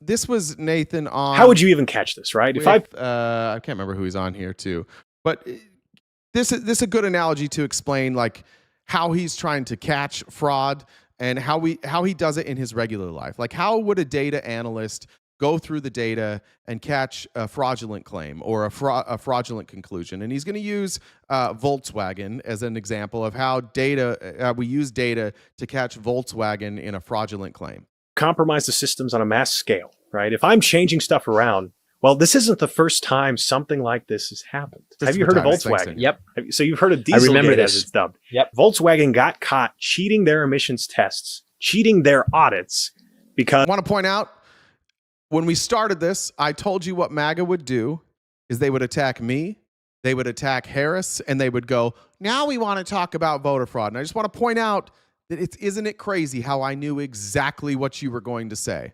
30 minutes ago, I predicted that you would do this, and you still can't help yourself. You still say the same shit. That's how we know. That's how we know it's a cult. When you're getting new evidence right now, you are mentally preparing yourself to reject this evidence. It's what I used to do when I was in a cult, and somebody would bring up, start talking about Joseph Smith. And they're like, what? Well, let me ask you this question about Joseph Smith. And immediately, the walls went up, and I go, I am not going to accept this information. I already believe in my heart, know in my heart that Joseph Smith was a prophet of God. He talked to Jesus. The things that they say about him are just lies because people reject truth and they reject God. And so that's why I didn't believe it. And I'm watching you guys do it in real time. We haven't given you any evidence yet. And you are mentally preparing and regurgitating out into the chat, here's how I'm going to make sure that I don't take in any of this information. So just to be clear, this isn't for you. And avoid the people for the rest of the day that are already doing this, who have already rejected the data before seeing any of it. Because they had software in their cars that when they were drove on the highway, they turned off emissions control and put out, like, I think 4 times or 40 times the emissions. When they're in a lab or when they're being tested by the auditors, they were normal. The software would work. The software was changing stuff, right? There was software built into the machines. And well, on the road at a certain mile an hour, it would turn it off, and the car could put out as much pollution as possible for performance. However, when you got it into the hook to the machine, it would back everything off, so it passes emissions. Exactly. And so the only reason this was caught was because the data didn't add up. There were a couple different entities. I know there was a nonprofit, the International Council on Clean Transportation, kind of doing what we're doing right now. The data didn't match what they were being told. The emissions were way too high in, reality versus what the companies said they were outputting. So they said, well, let's come up with a way to test this. How could we catch this if it's happening? And in this case, what they did was they took Volkswagen's vehicles, they put emission testers on the vehicles, and they drove them on the highway. They tested them in use. Mm. And so in this case, we can't do that with our election systems because obviously, but what we can do. When he says because obviously, it's because we don't have access to these voting machines. And for whatever reason, Democrats haven't demanded access to these voting machines, but Republicans did get access to these voting machines. And they got access to these voting machines after the 2020 election through multiple lawsuits. They weren't afraid to be litigious. I've told this story a million times, but in Arizona, it was audited 5 different times, and they got access to the voting machines, and they got access to all of our wireless networks.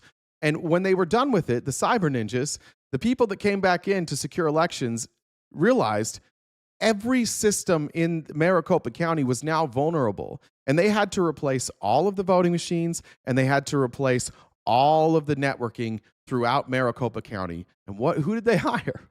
They hired Republican contractors, and they bought machines from Republican contractors who went out and they bought Dominion and Smartmatic.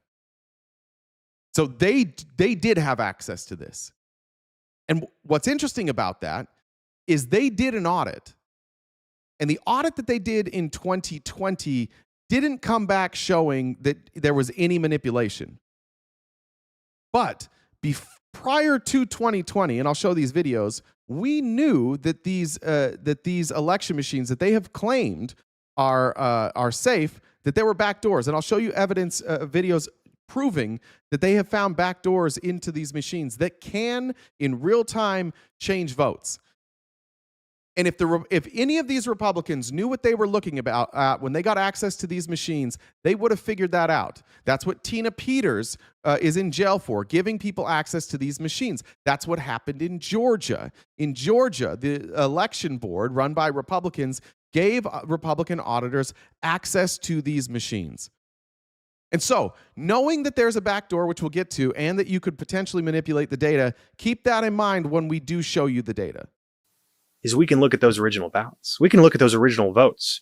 We can look at those original registration records and see what is going on here, because the data doesn't add up. And if you were changing things, we have hit every checkbox of red flags that would be a side effect. All right. So what they want to do is perform a diagnostic. They want to get into these machines and do audits to make sure that what they're saying here is either true or isn't true. And for whatever reason, Democrats have drugged their feet on this. And Republicans call it conspiracy. But the Republicans did this in 2020. The Republicans got all of this access in 2020. And every single audit confirmed the exact same thing. There was no fuckery of the machines. Every recount they found gave Joe Biden a few more votes.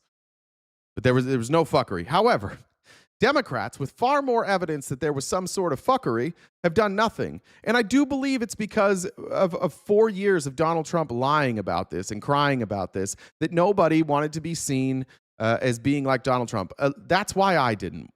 I didn't want to look like a crazy person. I didn't want to look as stupid as I knew Donald Trump had looked. And I was afraid to cover it and make a claim because I didn't want to look dumb. Those of you who follow me, you know, that's my biggest fear. But let's talk about the current state of our systems, again, with the Christopher Titus. The ETA is very worried of a potential compromise of the voting systems across the U.S. Yeah.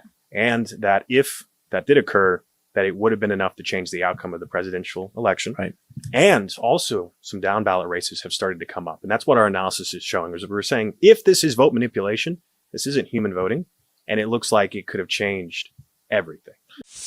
And that's what we should look at here. And anybody here that's on the other side of the aisle that does have an open mind, I just want you at the end of this to ask yourself, do we have evidence of something that has never before happened? Do we have evidence where we can compare it to other fraudulent elections in other countries? And does it look exactly the same? And can you explain away some of these voting patterns down ballot? Those are the questions I want to have some counter evidence against. I'm not going to read your comment if your comment is, this guy's a fucking idiot, conspiracy theory. I want real conversation. So if you're welcome to engage, and perhaps I'll take some calls later if you have other theories for what we're about to see here. But let's go here. So I'm going to skip that. I don't know why that was right there. That's weird. I do want to show this graphic, though. I should have showed this earlier, but I'll show this graphic. It does apply.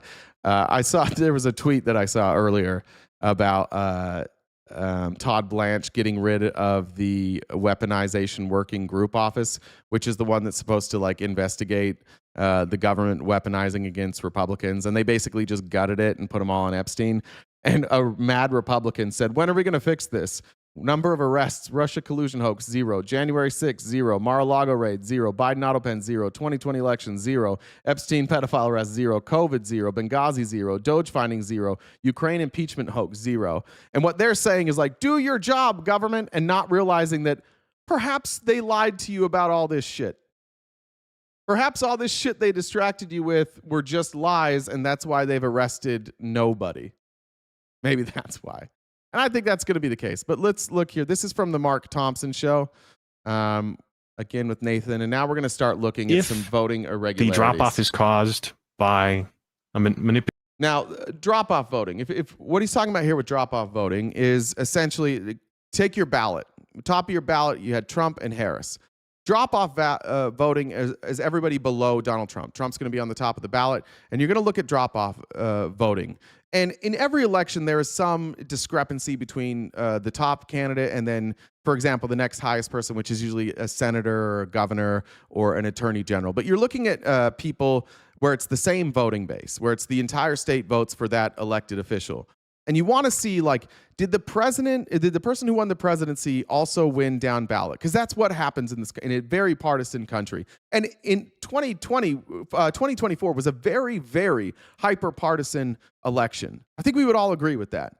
It would be alarming if when you go through the data, you saw that people who voted for Donald Trump voted blue down ballot. That'd be a very strange thing to see in the hyper partisan time period we're in right now. For Pennsylvania, for example, you would expect in a state like Pennsylvania, if they vote for Trump, based on what whoever that was earlier said, that they had just shifted red, you would expect that then whoever ran for Senate, McCormick in that case, would have the same amount of votes or similar. You would expect that, and that's what we're gonna look at with down ballot races now. If the drop off is caused by a manipulation of our elections, if this higher turnout benefiting one candidate is caused by a manipulation of our elections, where else is it occurring? For the record, this anomaly happened in every single swing state. In every single swing state, Donald Trump won at the top of the ballot and had significant drop-off voting below him. In fact, all of the swing states voted blue below Donald Trump except for one, which was Pennsylvania. And even with Pennsylvania, I'm going to show how remarkably close it was. But that's a bizarre thing, right? That is bizarre to look at this type of voting pattern. Why is it that in the swing states, there's this pattern of Donald Trump winning at the top of the ticket and Democrats winning down ballot? Are you telling me that there's a bunch of people who voted for Democrats, but also Trump in this hyper-partisan election? And it happened in the exact same way. That's what we want to look at. They all voted in the exact same way? The way that they voted all happened in the same types of votes? Once the same percentage of votes, voting share was in? That's what we're looking for, counter arguments here. Pennsylvania is caused by manipulation. It is enough to change the outcome in Pennsylvania for the presidential race. It is enough to change the outcome of North Carolina for the presidential race. We've also looked at Arizona, for Wisconsin as well. If those states were changed. You can see it here in the map. Look, this is the 2024 election.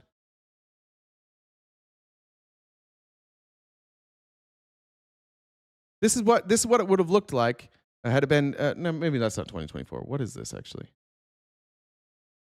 This is maybe Senate. I don't know if they got there. Let me have them explain that maybe actually. Would it be enough to change the outcome of the presidential race as a whole? So we talked about Pennsylvania, North Carolina, Arizona, and Wisconsin. That would be enough to change the Electoral College. States. This is why when you look at him running the table, Donald Trump, the way he did on those swing states, by outside the margin of error or the recount margin in this case, just what you're saying is it falls into the statistical. Okay, this is what their conclusion is that Harris would have won 288 to 250. I thought this was the Senate map for a second, but this is the presidential map. That's what their conclusion is here. The anomalous category. It warrants further investigation. Okay. And again, it warrants more investigation. Why are Democrats not investigating this? I'm hoping that they're getting enough pressure now, and watching Donald Trump say that we're going to federalize these elections, I'm hoping that that's enough. Let's go now to here. This one is really interesting because now what we have is Nathan and the Election Truth Alliance sending their data to a Dr. Mabane, who's one of the most prominent election experts, and saying, will you please go through our data and tell us what we got wrong? Ladies. I'll show you a map with this. I'll show you a map here in a little bit, no dog. Brian says, F. Tina Peters hopes she wakes up with back pain. How dare you? It's devastating. Don't wish that upon anybody. Tony said, I've said 2024 was stolen from day one. I have not. So kudos to you guys who smelt a rat. And gentlemen, my name is Nathan. I am one of the co-founders of the Election Truth Alliance. I'm going to speed this up a little. A little bit about me. My background is in cybersecurity information systems as a 25 Bravo computer tech specialist in the Army Reserves. Got my degree in network security and information systems, commissioned as a signal officer in the Army National Guard. Work with radio communications, planning, tactics, all the good stuff. So what we're going to do is this video is going to highlight a recent release we had with Dr. Walter Medvin and his analysis So we're going to jump right in. The ETA, nonpartisan nonprofit organization that I helped found with Jive and Lily, amazing co-founders. We have been investigating the 2024 presidential election and past elections, and we have highlighted a Pennsylvania analysis of 3 counties. And so we provided that data to Dr. Walter Mebane. He's honestly one of the leading U.S. election fraud experts. He's renowned for his work in forensics and statistical detection of election fraud. And so his analysis is called eForensics. It's a model that identifies anomalies based on turnout and some other statistical studies. And so some keynotes is he has applied his model to elections in Europe. He has authored papers disputing election fraud, such as 2019's Bolivian election. So it wasn't, he found that although there was some concerns of potential election fraud, it was not significant enough at all to change the outcome of that election. So he has done both highlighted elections and argued against election fraud for multiple elections in multiple years. And he founded a paper, he authored, I believe, another paper as well that found no credible claims of election fraud for the winning candidate of the 2020 presidential election. So that's just some of his work. Some of the other contributions he's done is he was given a grant by USAID to help create an election forensic kit that was hosted on their website portal. That is no longer up, cannot find that anymore, but it's this collection of statistical methods. Interesting that they took that down. Interesting, isn't it, that this has been up forever? He's been an expert, and now that the Trump administration's in, suddenly that's gone. Interesting. He's kind of the go-to guy for election forensics in the U.S. He's the leading expert. And so he continues to research and develop and highlight elections and monitor them around the world. And he analyzes the 3 counties in Pennsylvania. And so those 3 counties are Philadelphia, Erie, and Allegheny County. These are some of the largest counties in the state. Philadelphia is the most heavily populated, and then Allegheny is the second, Erie is the 5th. Pennsylvania, as we see. Yeah, maybe because he's not a credible expert, or maybe because this administration hides everything. Jasix, let me just, when you watch this, debunk something that he said. When we go through this, debunk it. You can decide whether he's credible or not, but what you're doing right now is you're assuming that that's why he's not up anymore. Look at the data and then decide if you can figure it out. Said in our report, they vote by 3 vote types, provisional, mail-in, and election day. And what we're going to highlight is that although they did conduct a 2% audit and another larger audit, we're going to show you our statistical concerns that the ETA produced and the concerns of Dr. Walter Mebane. Mail-in, it seems a little more chaotic and random. The way you read these graphs is there's a red and a blue. All right, now here's the part that for me, it hasn't always clicked, and I don't know Nathan's great at this. What you're going to see here in 2024 is this is mail-in ballots, and this is the drop-off rate. So again, the drop-off rate is people who voted top of the ballot for one candidate and then switched drop-off, or either didn't vote or they voted down ballot the other way. And what you'll see here is that in the mail-in votes, it's pretty standard here. You see a drop-off rate occasionally for Trump here, occasionally for Harris here, and then you'll see a plus percentage in the other direction. Now, this looks pretty standard. What you'll notice is that the stark difference when we start talking about people who voted on Election Day. You can see a dramatic drop here for Harris. So what we're supposed to believe is that people who voted early voted standardly, like we see across every election. But on Election Day, we see massive drop-off numbers for Harris and increases for Trump. You can see across the board, Trump does much better on Election Day, much worse here for Harris. Now, Republicans have long said that we do better on Election Day, but that wouldn't show up here. This isn't about do Republicans do better on Election Day, because what we're not counting here is the total number of votes. We're talking about drop-off. So when you compare this historically to other elections, even with mail-in votes, they look like this. Generally speaking, these look the same across mail-in, early voting, and same day. You never see this. This is an anomaly. And this isn't just in Pennsylvania, but right now we're talking about Pennsylvania. But what this graph shows on the right is that on Election Day, hundreds of millions of voters went into the booth and voted for blue candidates down ballot, but Trump at the top. That's the first alarm bell. Why do we have such strange drop-off rates here? Why is it that people are voting blue down ballot or with Trump at the top, or Trump at the top? Trump at the top and down ballot, but not Harris at the top and then red down ballot. Per county. The red is the Republicans, the blue is the Democrats. And this is the presidential race being shown here. So 0% is the amount of votes the Senate got for each candidate. And so if you're above the line, you got more votes than the Senate. If you're below the line, you got less votes than your party's Senate candidate. So what we see is in mail-in, it's a little more chaotic. Trump's overperforming a majority of the time, but still, it's a little more chaotic. We see that. So whoever that was, and I apologize for your name, who said that that Pennsylvania had turned red over time. You're seeing that. That actually reflects in this data. It does reflect in this data that Pennsylvania, without any fuckery, may have gone red, at least to the Senate candidate. It's hard to say with the president. But this does reflect what that person said earlier, is that Pennsylvania has shifted to red a little bit. That goes in line with what they're saying. On election day, a majority of the underperformance for Harris is this one vote type. What we highlight is this is a little too uniform. We see this a little too consistently across multiple counties, and we bring up a question of if you were changing, deleting, or manipulating votes for one candidate, it may cause this drop-off or this down ballot difference. And so we do have some other analysis, but Dr. Walter Mebane, his findings when we gave him the actual voting data, he gave us his 3-county report. This is a working paper.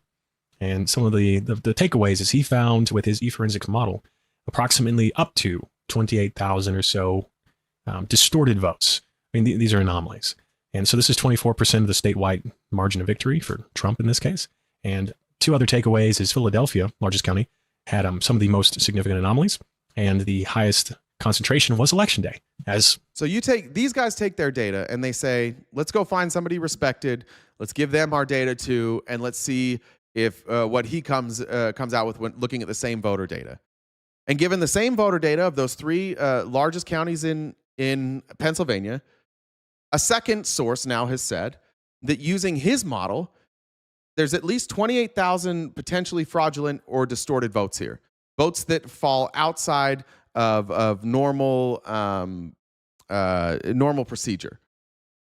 And 24% of the statewide margin of victory. So now we have the Election Truth Alliance, plus one of the most respected experts on this in the world, both saying the same thing. This is a significant outlier. We just showed you for our analysis. So we do have this paper hosted. It's electiontruthalliance.org, Mebane PA working paper. You can just go to our website, go to analysis, and you'll find this. This is one snippet where he's showing that model of all the precincts across those 3 counties and just kind of doing an analysis. I'll be honest, his analysis is very dense. His paper is very dense. We summarize it right there for you. He has other works and other papers. If you want to understand what he's actually doing, he has a foundational paper that explains kind of how his analysis works. Good. We don't take liars here. Tanjan Zhu is, can you get rid of Tanjan Zhu? Don't lie about me, Tanjan Zhu. I've never said that illegal immigrants should vote, and you are now muted for the rest of the live because I don't want people distracting with bullshit. So suck my ass and have a good day. Works and the foundation, but really what he's looking at is he's looking at any correlation for turnout across multiple precincts. Very similar to what we're doing. His is just far more advanced and does multiple different analysis. So as mentioned, the ETA, we published our Pennsylvania analysis looking at those 3 counties that we gave to Dr. Walter Mebane. And in this case, we're just going to highlight our findings yet again. Okay, so what he's showing here, and he'll explain it, but I'm going to dumb it down. This is what we see as known as the Russian tail. So this is the Russian 2011 voting. This is what, on the far right here, this is what a fair election would have looked like in Russia. This is what a model would look like if you had what they call the Russian tail. And what this basically means is that as voter turnout goes up, you see significant increases in votes for one candidate. Outside of the voting pattern completely changes. That you have like a pretty normal voting pattern here in the middle. And as you move right, that is like the percentage of votes that are in. And as you move right and there's more of the vote, suddenly you see an upward trajectory for one candidate. That's what this is right here. This is the model of what they call the Russian tail. You can see that's what it looked like in Russia. This is what it looked in 11. That's what it looked like in Russia in 2012. You can see in Uganda, that's what it looked like, slightly different. And then you see Switzerland, which obviously is a bit different. But this is what you expect to see in an election where that is rigged, stolen, where somebody cheats. You look for this pattern. We don't quantify our findings the same way he does. We do have ways of doing it. We quantified somewhere around 30,000 up to, or less than 30,000, potentially irregular or anomalous vote. That's a great question, J6. Suddenly, like, a bunch of people regained their common sense, but but only the people that voted in person, J6, and only as the vote total got higher. So it was only the more the votes came in, then suddenly people started breaking for Trump at a much higher percentage. I understand what you're saying, JG. Great news, JG. I did 2020, and I'm going to show you some of that data, but none of this happened in 2020 or 2016 to this level. Nothing even close to this. Not even remotely fucking close to this. You can do your homework and you can find out, but this doesn't exist. And we'll show you Pennsylvania here in a minute. But J6, that's the question that you have to figure out. If you want to say a bunch of people suddenly were like, oh, I get it now, my eyes are opened, Donald Trump is the answer, then why did it only happen with in-person voting? And why did it only happen once a certain threshold was hit? How did that happen in every state, in every swing county, exactly the same way, only with in-person voting? That's the part that we need an explanation for. But in my opinion, I feel like that might be a low estimate. It's very difficult to tell. And we'll improve our ability to... Thank you. Good point. This isn't the voters cheating. Voter fraud is not the same as election fraud. Thank you. Yeah, election fraud. I keep saying voter fraud. My bad. Estimate going forward. But so we have a heat map analysis to show you those concerns more visually. And so this is the 3 counties in Pennsylvania we'll highlight. But this is based off the work of Peter Klimek et al. So they published the paper, Statistical Detection of Systematic Election Irregularities. And so he is an Austrian physicist. He's known for his election forensics. He's applied his work to all kinds of European elections from Russia, Switzerland, Uganda. Why didn't Harris ask for one audit? I don't know, to be honest. I can only guess. But I can say for me, like, I didn't advocate for this either. And the first time I saw this data, it wasn't convincing enough for me. The second time, it probably wasn't convincing enough. The third time, it probably wasn't convincing enough. It took me a long time to understand what I was looking at here. So, I don't know. Play the clip where Trump admits he lost in 2020. I forgot about that one. And it's doing the same thing that we've been wanting to do, which is, looking for anomalies that may be caused by ballot stuffing or vote manipulation. His model utilizes heat maps. Midwest. And his model says a free and fair election with no concerning manipulation is going to look like a circle. Shout out the big jizzle. Good memory. And so he shows that modeled here on the right. Then he shows that if there is manipulation, it may look like something of Russia's 2011, 2012 comet trails. And I'll kind of briefly explain what would cause these shapes. So we did apply this to U.S. elections, the 24. We're looking at Ohio. They're nonpartisan state board District 5. And we see that more circular, normal modeled fair election here. And so what this is really showing, it's showing that is there any changing happening as turnout increase across precincts? To put this in a better verbiage, what we're looking at is a snapshot. So we're looking at all the precincts after all the votes are counted. And we're saying from precincts with low turnout to precincts with high turnout, which is that x-axis, are we seeing any significant... Does that make sense to everybody what we're looking at here? This is the percentage vote for Republican, and this is voter turnout. So the further to the right this goes, that's voter turnout. That's percentage of people who turned out. And up here is the vote for Republicans. And what you'll see is that it stayed like pretty stagnant, but as voter turnout goes up, you get less density here. And you're seeing, like, obviously the red is the biggest number of votes. And you're seeing less density, and it kind of trickles off. That's what you would expect to see, and that's what you do see in virtually every election, in every state, in virtually every county. It almost always looks like some version of this. Again, here's the model on the right of what a fair election looks like. This is close, right? William said, I need more videos of Republicans talking shit about Trump. Thanks for the show. Appreciate that. Tanya said, thanks for covering this information. Thank you, Tanya, and for you're always so supportive. I appreciate that. In correlation with the amount of votes the candidate is getting. And in this case, this is just Trump, this is a winning candidate, not the Trump votes. It's nonpartisan, so this is Vinegar. We're going to highlight Trump's votes in the next portions. But we don't see a correlation where precincts with higher turnout versus precincts with lower turnout, Trump is winning or less or more. In this case, Vinegar is winning less or more. It's that circle. There's no correlation. So same thing, mail-in, Erie. This is that 5th largest, I believe. And we see that more circular, normal, expected pattern We don't see any precincts shifting up into the right or up as turnout had increased. Everybody good on that? Give me a thumbs up in the chat if you understand what I want to have an idea of if we're explaining this well enough. Will you just give me a thumbs up in the chat if you understand what they're showing here and how this is showing like a normal election, please? I want to see that while this is playing. As vote share had increased. And then here's election day. We're going to highlight again. We're looking at all the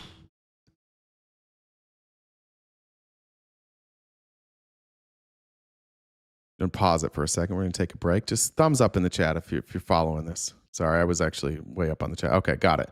All right. Do you see this difference, though? This is mail-in. This is what the mail-in votes look like. As turnout had increased or as vote share had increased. And then here's election day. And now suddenly, on election day, you'll see that as the percentage of voter turnout goes up, the percentage of people voting for Trump goes up. Does that make sense? So suddenly, and it's about the 60% mark of voter turnout every time, all of a sudden you see all of these votes for Trump come in only on election day voting. That is a stark difference. It's hard to make, it's going to be really hard for Republicans to make the claim that it's just simply that people who vote on election day vote different in such different percentages, and that percentage seems to go up once we hit at about 60% turnout. That's going to be a hard argument to make, especially when, if you go back historically and you look at 2020 and 2016 and 2012 and 2008, you don't see this anywhere. This doesn't exist in those elections. We're going to highlight again. We're looking at all the precincts in the county, and we're seeing that in precincts of higher turnout, Trump is growing in the amount of votes he's getting across all precincts. There's a correlation between the amount of votes Trump is getting and the amount of turnout there was. Good question. So the reason he says to vote less mail-in is to lessen the impact of the percentage changes on paper. This is a guess. I think that the reason he tells people not to vote by mail and the reason he doesn't want to do mail-in voting is because, and we'll get to this, but their ability to actually hack these machines only works on same-day voting, in-person same-day voting. It's the way that the votes are tabulated and the way that they are tabulated. That's the best way to say it. The way that they're tabulated is different on same-day voting. That's why they don't. That seems to be why they have such a problem with mail-in voting, is because they can't manipulate that. This is mirroring concerns seen in European elections. It was exactly why when Musk looked at his phone and said Trump won. Yeah, I'll get to that election, Dad, but bingo. Please interview Josh from ETA. I've reached out to them. I'll reach out again. Maybe they'll respond to me. Of manipulation, such as Russia, they have this comet trail. That means a majority of the votes are unmanipulated, and then you have precincts being manipulated up and to the right, and then you actually have stuffing, potentially, where you're sitting at 100% turnout. In our case, we don't ever really see 100% turnout, but we do see that there could be, this anomaly suggests that they're potentially digitally stuffing ballots, adding in synthetic or voting for people who didn't actually vote, and they're doing it uniformly across precincts, and it's voting predominantly for Trump. That would cause this effect. We're going to be publishing some more of this. Sir, Republicans vote after they get off of those things called jobs. First of all, that wouldn't explain this, but it's also like a myth that Republicans work more than Democrats. Democrats are more educated and they're usually more employed. That's silly.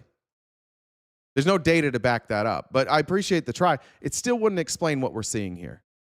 It wouldn't explain like how we see a pattern across every type of voting that like Trump was winning barely and he had a margin barely, but now all these people that voted for him just all voted same day, and then as voter turnout went up, all of a sudden the votes for Trump went up, and it happened in every county in every swing state.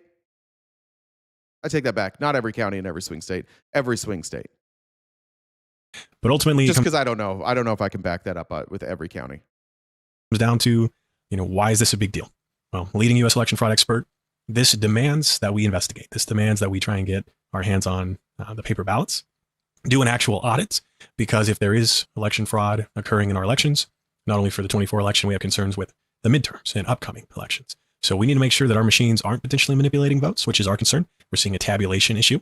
Good point, Danielle. In order for all the data to be organic, it would mean that Trump somehow convinced all his voters to show up in areas that already that had the highest turnout. There's no evidence that they did that. We're not seeing that anywhere. We need to audit. For those of you who want to support us, go to our website, electiontruthealliance.org. You can donate to help us fight this fight. We've been working with some of the counties, but we're looking at stop it there where he explains. So not only do we have their data, but we also have now other experts confirming. But I want to talk about a few things. I want to talk about this Steve Bannon quote. And I told you guys to remember Steve Bannon. Steve Bannon, this was from August of 22, said Trump was planning, remember Steve Bannon gave this interview, which was very odd. And this was about the 2020 election, the one that Trump lost. And this is on October 31st, 2020.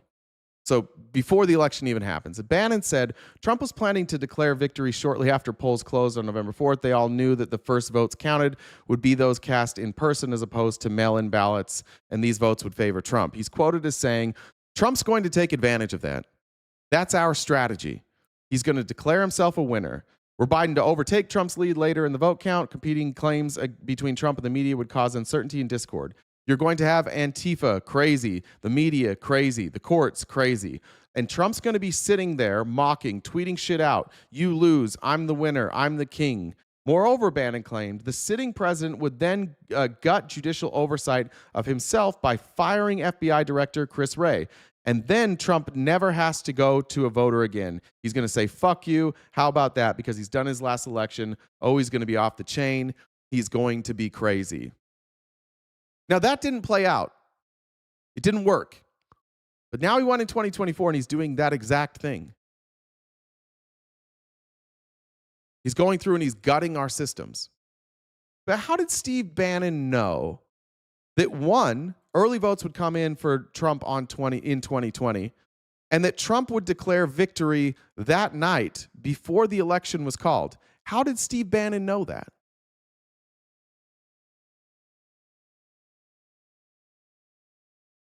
What do you guys think? Where are we at there, J6? How did Steve Bannon know that Trump was going to claim victory on election night?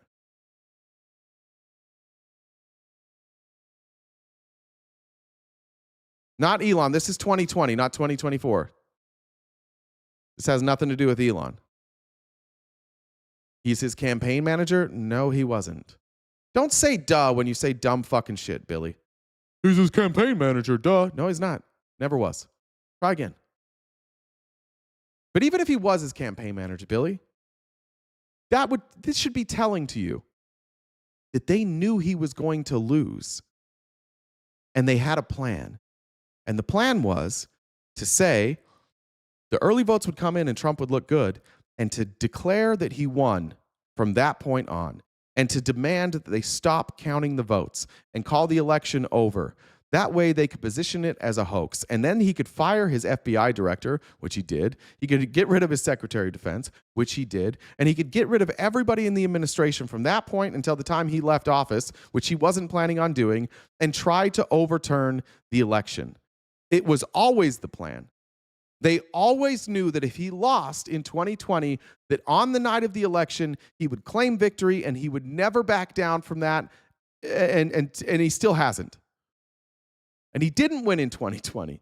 Every court case said that he didn't. And I think that maybe at that point, he thought that Republicans would have his back, and they didn't.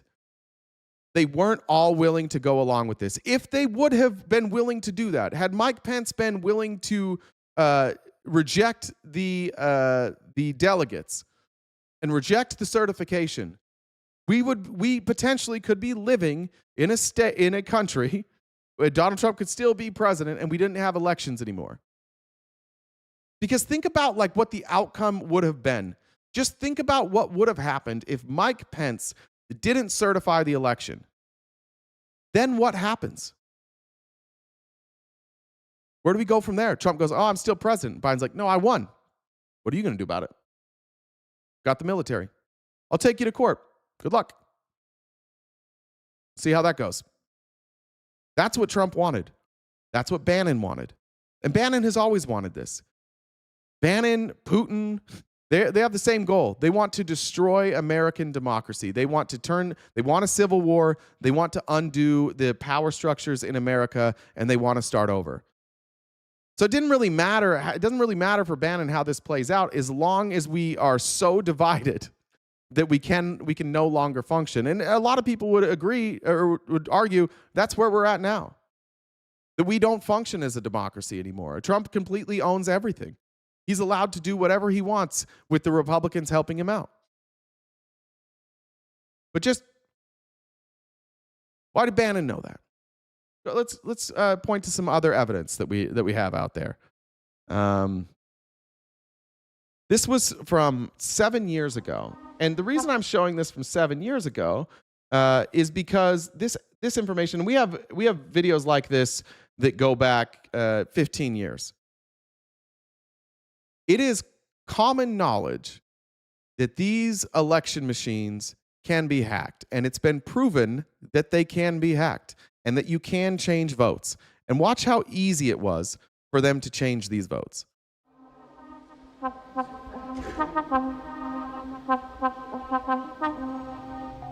It's a Phoenix BIOS A46 version 1.03. What's the version? 1.03. I'm Rich DeMillo. I'm a professor of computer science at Georgia Tech. Let's head up towards the scanners. Simple case of engineering.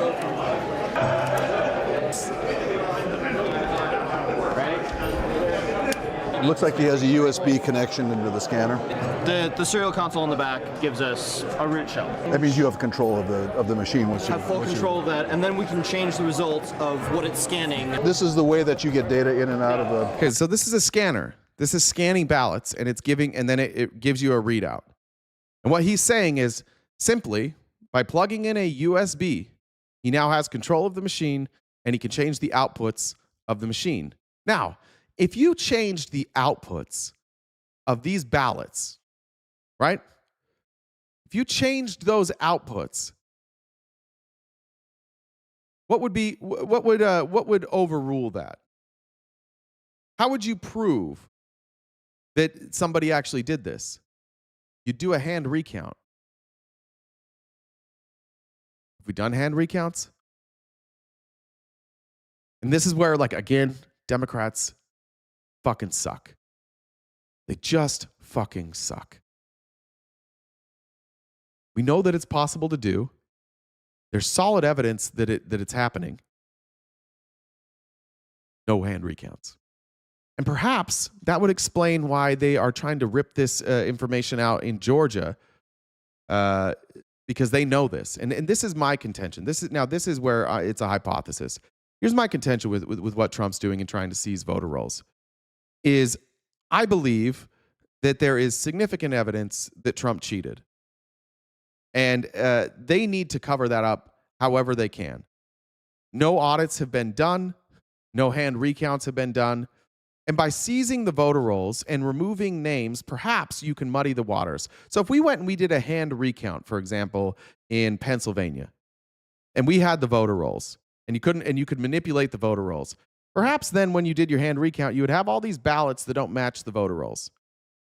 And even if you then had a backup, if Pennsylvania had a backup of the voter rolls, and like, no, here's the backup. These are our voter rolls. You changed the voter rolls. If Trump says, no, we fucking didn't, you cheated, these are the real voter rolls, you're lying, your backup voter rolls are bullshit, we caught you motherfuckers, then everybody in MAGA would go, oh shit, yeah, they did. They caught these motherfuckers. That's how much control he has. That's my guess. My guess is that's why they want these voter rolls. They want to take the voter rolls, they want to edit them, and then eventually, if they are audited, they'll say, no, we didn't. We knew you fuckers were going to do this. We knew that if we got the voter rolls, you guys would come back and you would say this, but we have the hard copies. All you have is your record. Prove that your record is correct because we have the hard copies. And then the states could be like, well, prove you didn't edit the copies. How are you going to do that? There's no chain of custody. That's a guess. But that's how this could work out. In and out of the operating system that runs on this machine. My computer is connected to the machine. This is a serial cable, and it's connected to the back of the machine. You take off the back of the machine, and there's a serial port, and that gives us full root access with no password. There's no security subsystem on this thing. Nope. There's no password on it. With this kind of access, you could rewrite the code that's running on there and get it to count votes in whatever way you wanted. You would do this. Just to be clear, if you had now this system is only used in, I think, 26 states now. But we have other voting machines, and there's other ways to manipulate those voting machines. We know for sure that there have been protections taken out of these voting machines where if you had a tabulator that was hacked, there's supposed to be an alert, and it didn't come. So just think, if you were able to connect a USB into this, and you had internet connected to that USB, you might, 4 hours before the election results were in, know that you won the election. You might know that because you have access to these machines and you know you can manipulate the data. Nobody caught it, and it's working, and now you know that you've won. We'll see. I thank God nothing like that happened, right?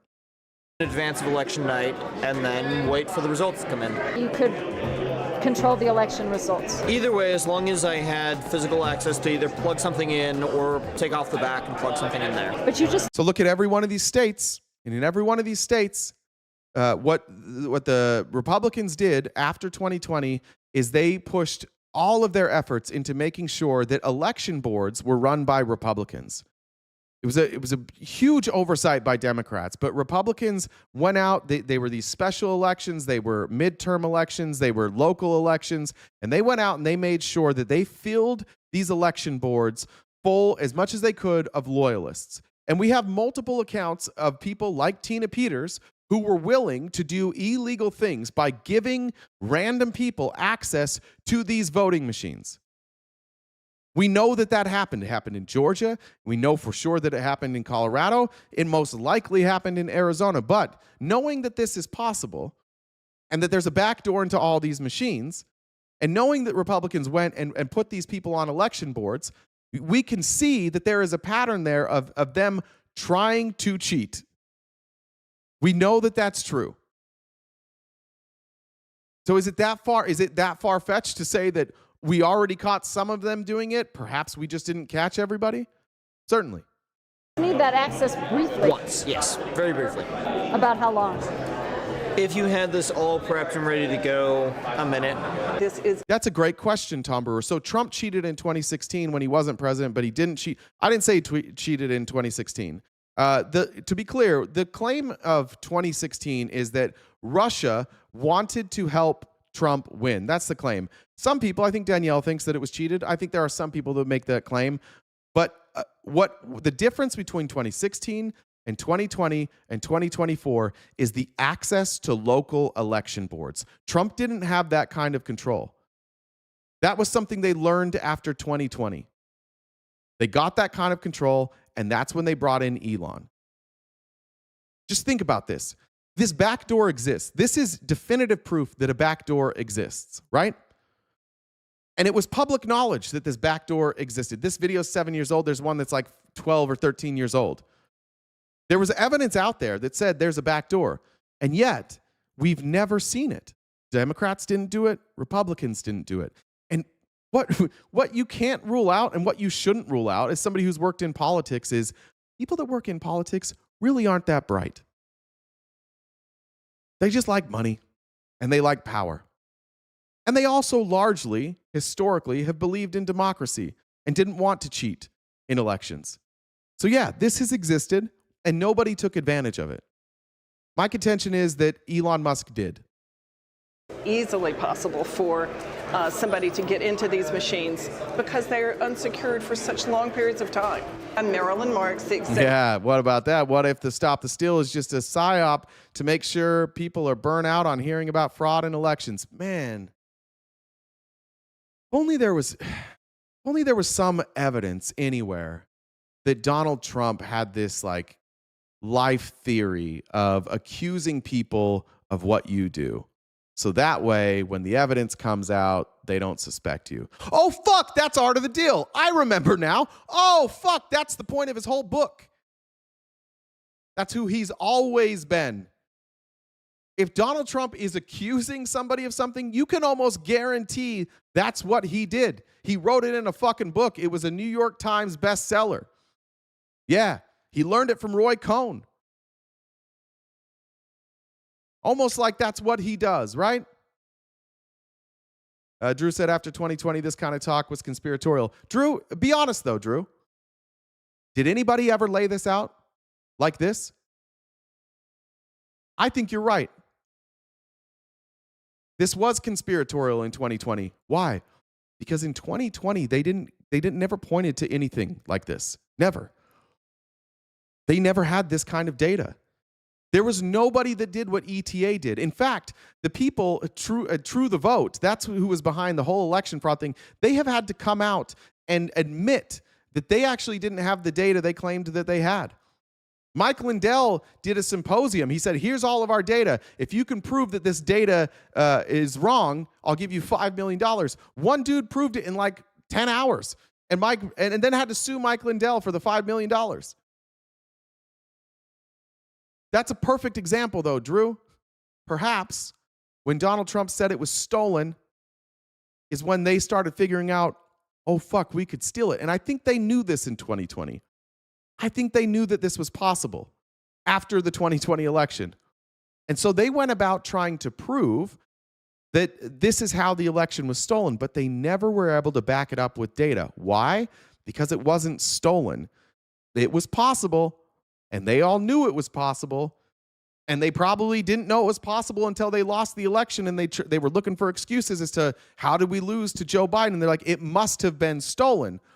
So they spent 4 years trying to prove this, and they went to court over and over and over again, and they never could prove it because they didn't ever have the same data that the ETA has.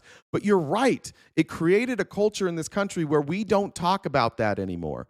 Because nobody wants to look as fucking stupid as Carrie Lake and Donald Trump 4 years later screaming about election fraud when you lost every fucking court case. Nobody wants to be that person. But I think that you're correct.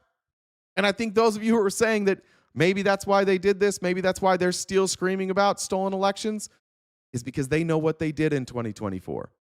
And they want to do it again, and they don't want anybody to see this. Executive Director of Coalition for Good Government. My data does not show that people didn't want Harris to be president. I'll show you that in a minute. I have done research on and personally watched 150 elections at least in the context of our lawsuit against Georgia to get rid of the DRE machines. Two of our experts and I went to the closing of the polls in one of the recent elections. So why wasn't it crazy when the Trump people said exactly what I'm saying? Why wasn't it crazy? You can't criticize me and not criticize Trump. It's crazy. It's crazy when I say it, and I've got good data. It's not crazy when he says it, and he has no data. My data is substantially better than Mike Lindell's and the Kraken. At the end of the closing of the polls, the poll workers left us there with about 6 voting machines by ourselves. I was with 2 guys. Republicans tried to keep Trump off the ballot, Darren. Republicans in Colorado sued to keep Trump off the ballot, partially because of this, because they believed he tried to steal the election. They were right. Who could have gotten into those machines in a matter of seconds and put in malware. My name is Joseph Kanairi, and I am the CEO and Chief Scientist of Free and Fair. The machine we're in front of is a central count scanner. It's the ES&S Model 650. It's, to our knowledge, the most widely deployed central count scanner in America. Once again, just point out that I predicted that what Republicans would do is, in the chat, MAGA, what they would do is they would just hurl insults at me, but what they wouldn't be able to do is like poke any holes in this. Like, you're literally saying, you don't have data. I just showed you tons of data and 2 experts that confirm it.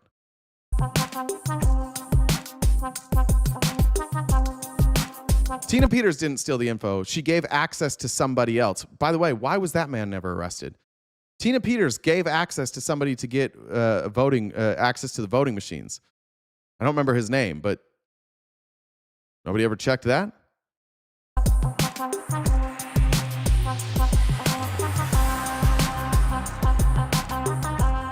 Anytime you do early voting or provisional voting, or anytime you're in a state where they do central tabulation of all the ballots, so they bring them to one place, this is the kind of high-speed scanner they would use to count ballots.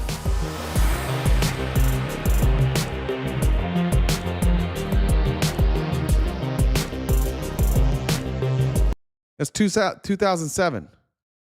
Because they knew that this was possible. So again, I think this is what the Trump administration thought happened. I do believe that that Trump and the Kraken and Mike Lindell and what was the guy's name? Whatever his name was. Jesus, why can't I remember his name? John something.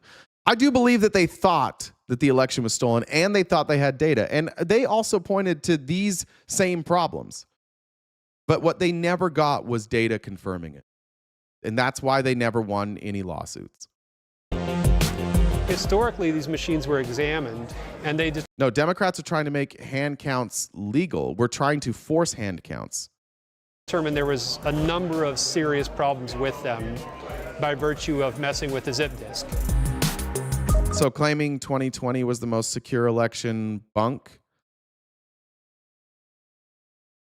No. What? No, Drew.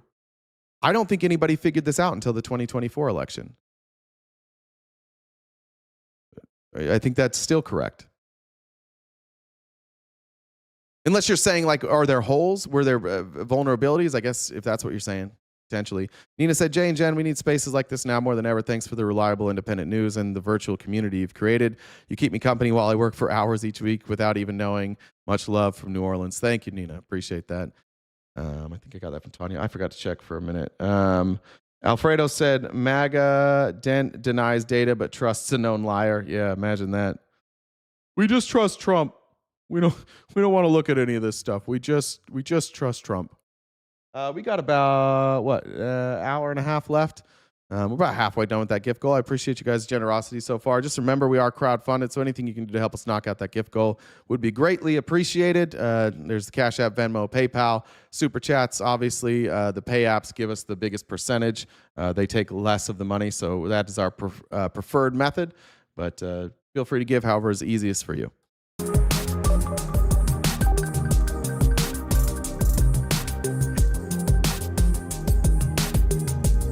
Just turn it on for 3 minutes and stick a disk in, wait 1 minute, and then walk away. You're able to change the behavior of the machine any way you want, including changing the results of an election.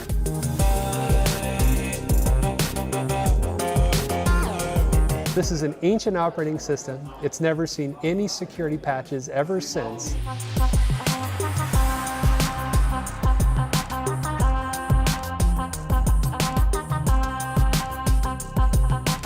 Probably easier to do all of this by just plugging in a zip disk. So this probably came from a server someplace. I have no idea where they're getting their programs. We downloaded an image of the operating system, the software that runs on this machine, from a Russian server.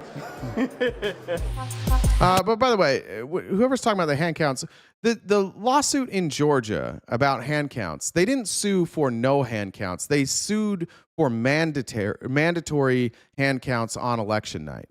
Hand counts are generally for audits. So if you have an election that ends with close enough, or if you have somebody suing for a hand count, the reason that Democrats oppose that is it would just be a logistical nightmare to try and do hand counts on election night.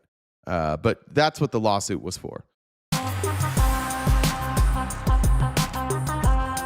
If this was done, it was not done on site. It was done remotely. If it was done, it would have to be on site.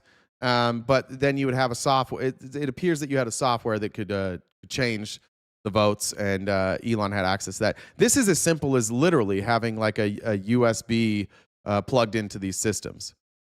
Depending on which system you're looking at. In Pennsylvania, it's a different system. It's a coding thing where you can. I'm trying to remember exactly. I can find the video, but I'm not. You guys know I'm not super technical, but it was a coding switch where there should have been an alert if there was an override, and they took that out of the alert system. So you could potentially do an override on the Pennsylvania machines without an alert popping up. So yes, but it would have been software. But with these machines, the ones that we're looking at here, you needed some sort of either USB or whatever that disk was.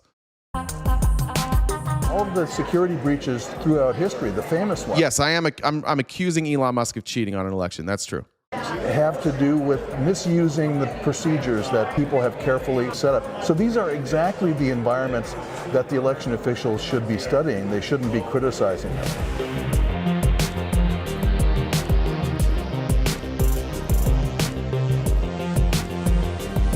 How many people might have access to stick in a zip disk like that? It would be everyone from elections officials to people who run the storage facilities, volunteers in the election, security guards, you name it. There's going to be tens of thousands of people who have access to the machine in that fashion. And our adversaries definitely have this machine in Russia, period. There are so many possible hacks and so many possible vectors for entry. It's hard. Yeah, Florida gets it done in 18 hours, but they don't do a hand count. So that's what I'm talking about. If Florida did a hand count, they wouldn't get it done in 18 hours. To believe that someone's not taking advantage of them. We're bored now and trying to find more fun things to do. Yeah, I do have proof, and maybe you just need to rewind this live for the proof that I think that people cheated in the 2024 election. I'm going to skip this, but I want you to remember something that Donald Trump said after he was elected here. Just remember that he said this. For anybody who thinks it's crazy, let's get rid of that. And then he journeyed to Pennsylvania, where he spent like a month and a half campaigning for me in Pennsylvania. And he's a popular guy, and he was very effective. And he knows those computers better than anybody, all those computers, those vote counting computers. And we ended up winning Pennsylvania like in a landslide, so it was pretty good. Huh. Our allegation is that they had access to something nobody else did. Is that not confirmation right there? What else is he talking? What else could he be talking about? What computers? How would knowing those computers help you win an election if you're not doing something with those computers? That doesn't make any fucking sense, right?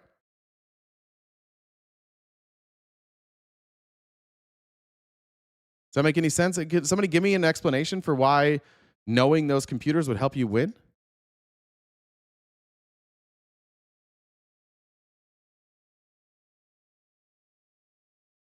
I forgot to grab this one, but let me see if I can find it real quick.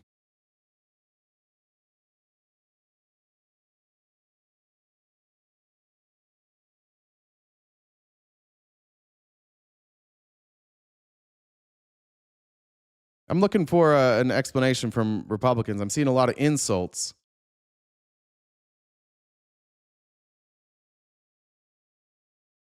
How about Joe Rogan? Whoops.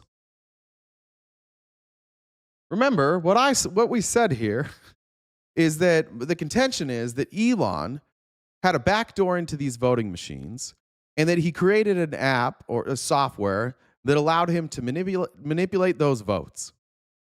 That's the allegation. Now, then we have Trump saying Elon knew those computers so well in Pennsylvania. The same Pennsylvania that I just showed you has really strange voting patterns for in-person voting. And then Rogan said this. Then I was texting people like Tulsi and J.D. Vance. I was getting a different.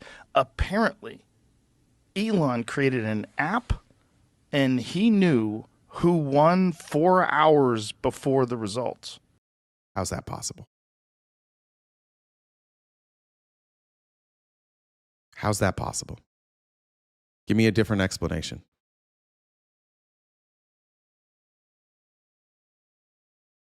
How would Elon know the results 4 hours before the results were in?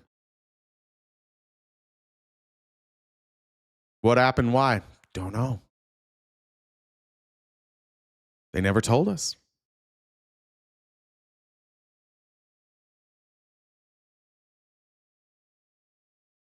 No, we don't know the app.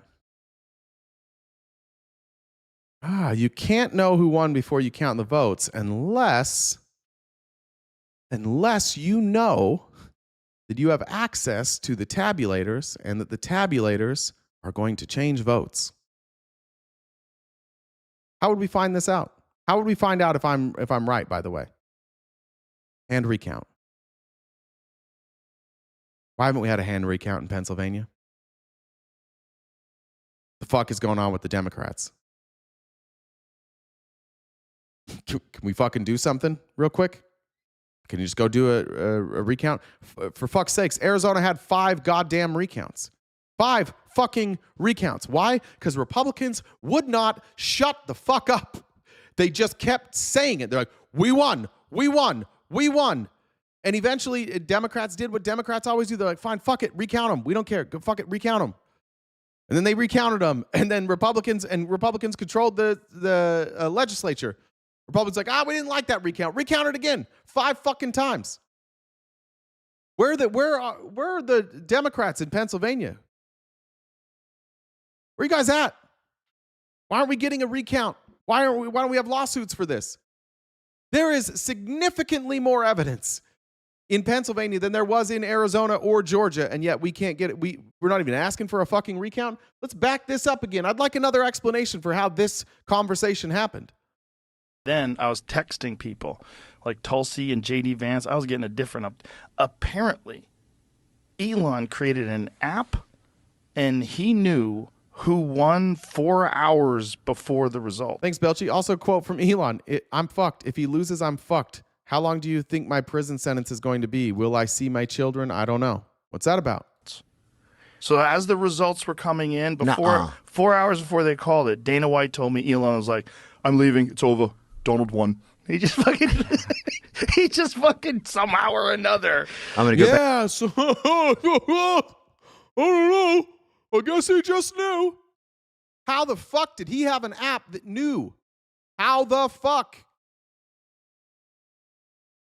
Proud Atheist said, no answer yet, but is Trump above these tactics? No. Kiki said, thanks for having the courage to talk about this. I appreciate that. Danielle said, experts have been sounding the alarm about vendor-controlled hash systems, saying they're little more than security theater, especially when vendors can exclude or reclassify files at will. Eco 1188. That's what we were talking about. And Danielle will be able to explain this better.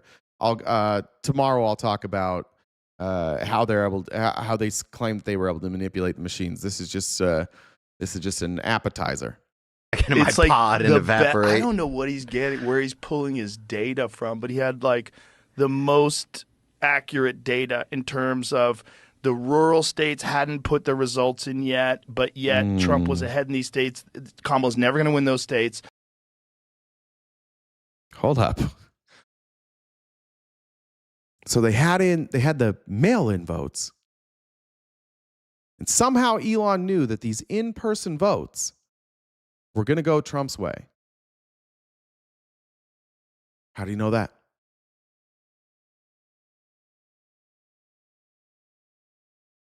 Dolphin said, this is bothering me. I have to tell you, Kamala did challenge, or at least try to challenge the election. I received messages to donate and help figure out what the fuck happened. Just needed to clarify that. Yeah, but I don't think that, I think those were fundraising emails. I'd have to go back and look exactly what they planned to do, but these need to be challenged on a state level.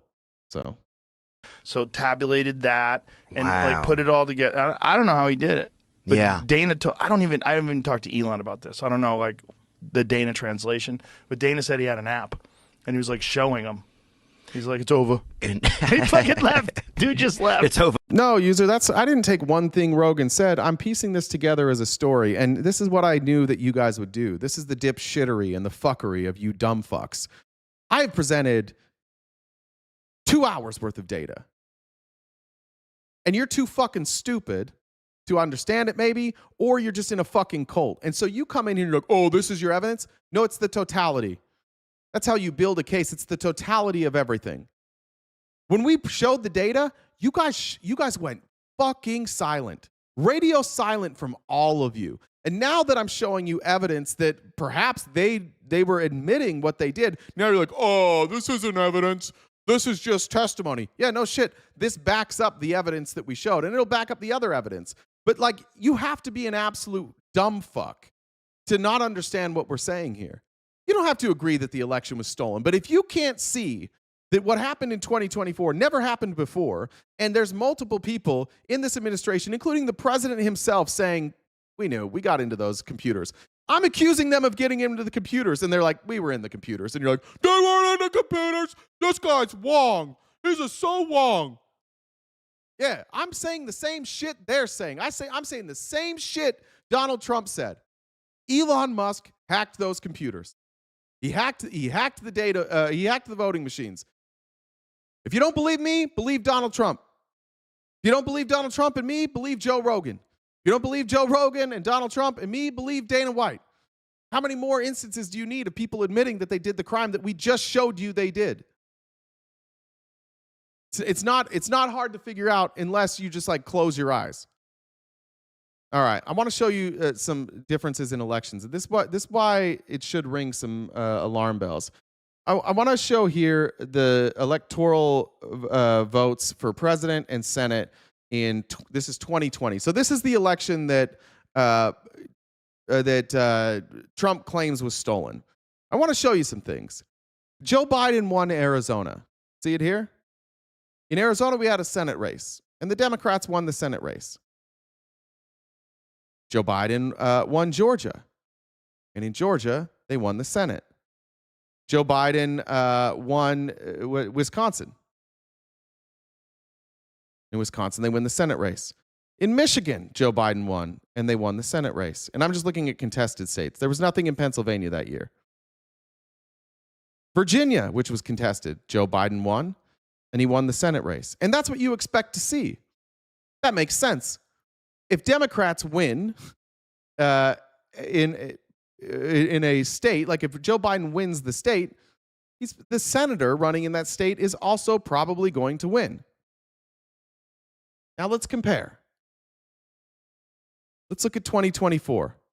Now, my contention is that what Elon did is changed the votes for president and not down ballot. And that's what all of those charts show too. So when I pull up 2024 here and we compare, let's talk about places where there were elections. In Arizona, Donald Trump won, but Democrats held the Senate. How did Trump wins Arizona, Democrats win the Senate?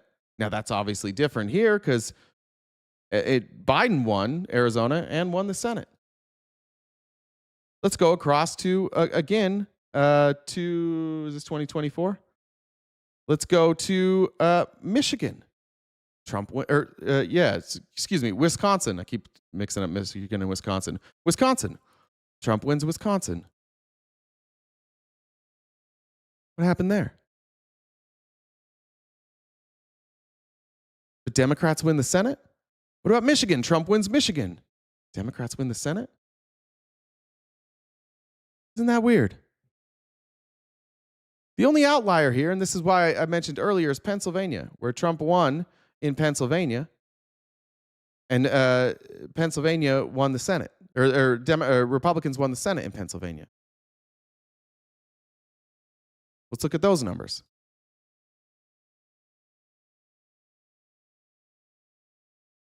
Pull these up here. Donald Trump wins Pennsylvania with 3,542,701 votes.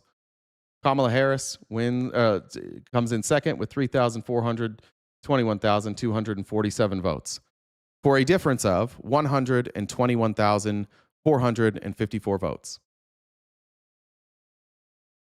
Okay? So Trump beats Kamala by 121,000 votes. Anybody want to guess how many more votes Trump got than McCormick?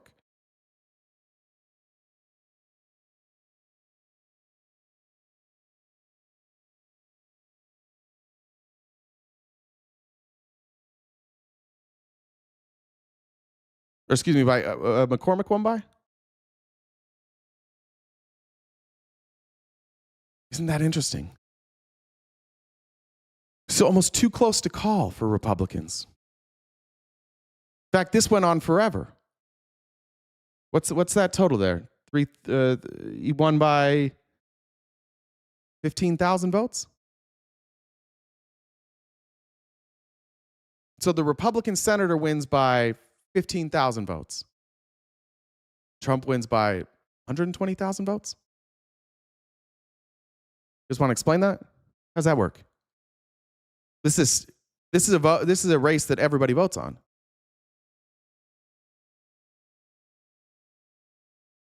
What do you think happened there?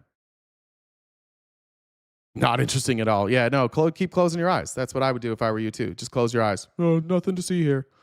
Cassandra said, thanks for meticulously going through the data. Appreciate that. Drew said, it was Dana White that told Rogan about the app. Yeah, that's what I said. Electric Dad said, and then Trump allowed Musk to steal all our social security numbers and close any agency investigating him. Yeah. Thanks for the election. Here's all of Americans' data. Have at it.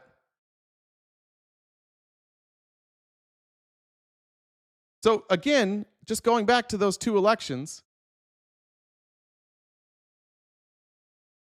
this one makes sense. 2020 makes sense. Biden wins Arizona. Arizona Senate goes blue. Biden wins Minnesota. Minnesota Senate goes blue. That's not really a surprise. I shouldn't even use that one. Biden wins Georgia. Georgia Senate goes blue. Biden wins Virginia. Virginia Senate goes blue. Biden wins Michigan. Michigan Senate goes blue. Biden, no Wisconsin there. That makes sense. This one doesn't make any sense. They're off in every swing state.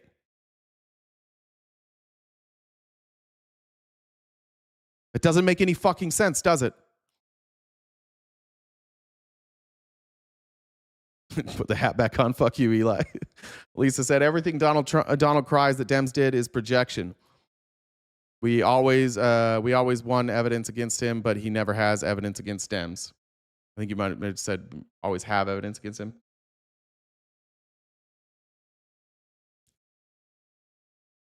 Yeah, well, there's nothing to do the deep dive on the 2020 election. Like, there's nothing out of the normal on out of the ordinary on 2020. I've done it.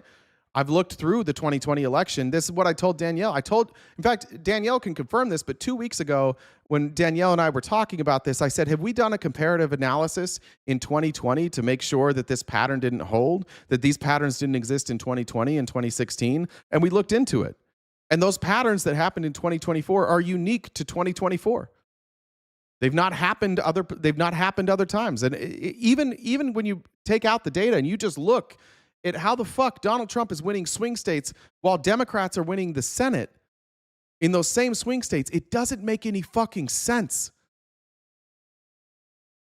It doesn't. This never happens. Why would the people voting for Donald Trump not also want him to have a senator from that state?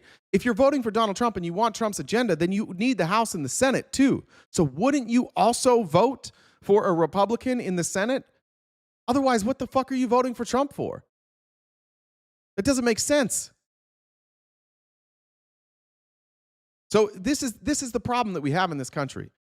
MAGA will have you believe that that everything is stolen just when Trump loses. They won't look at the data. It's all a gut feeling.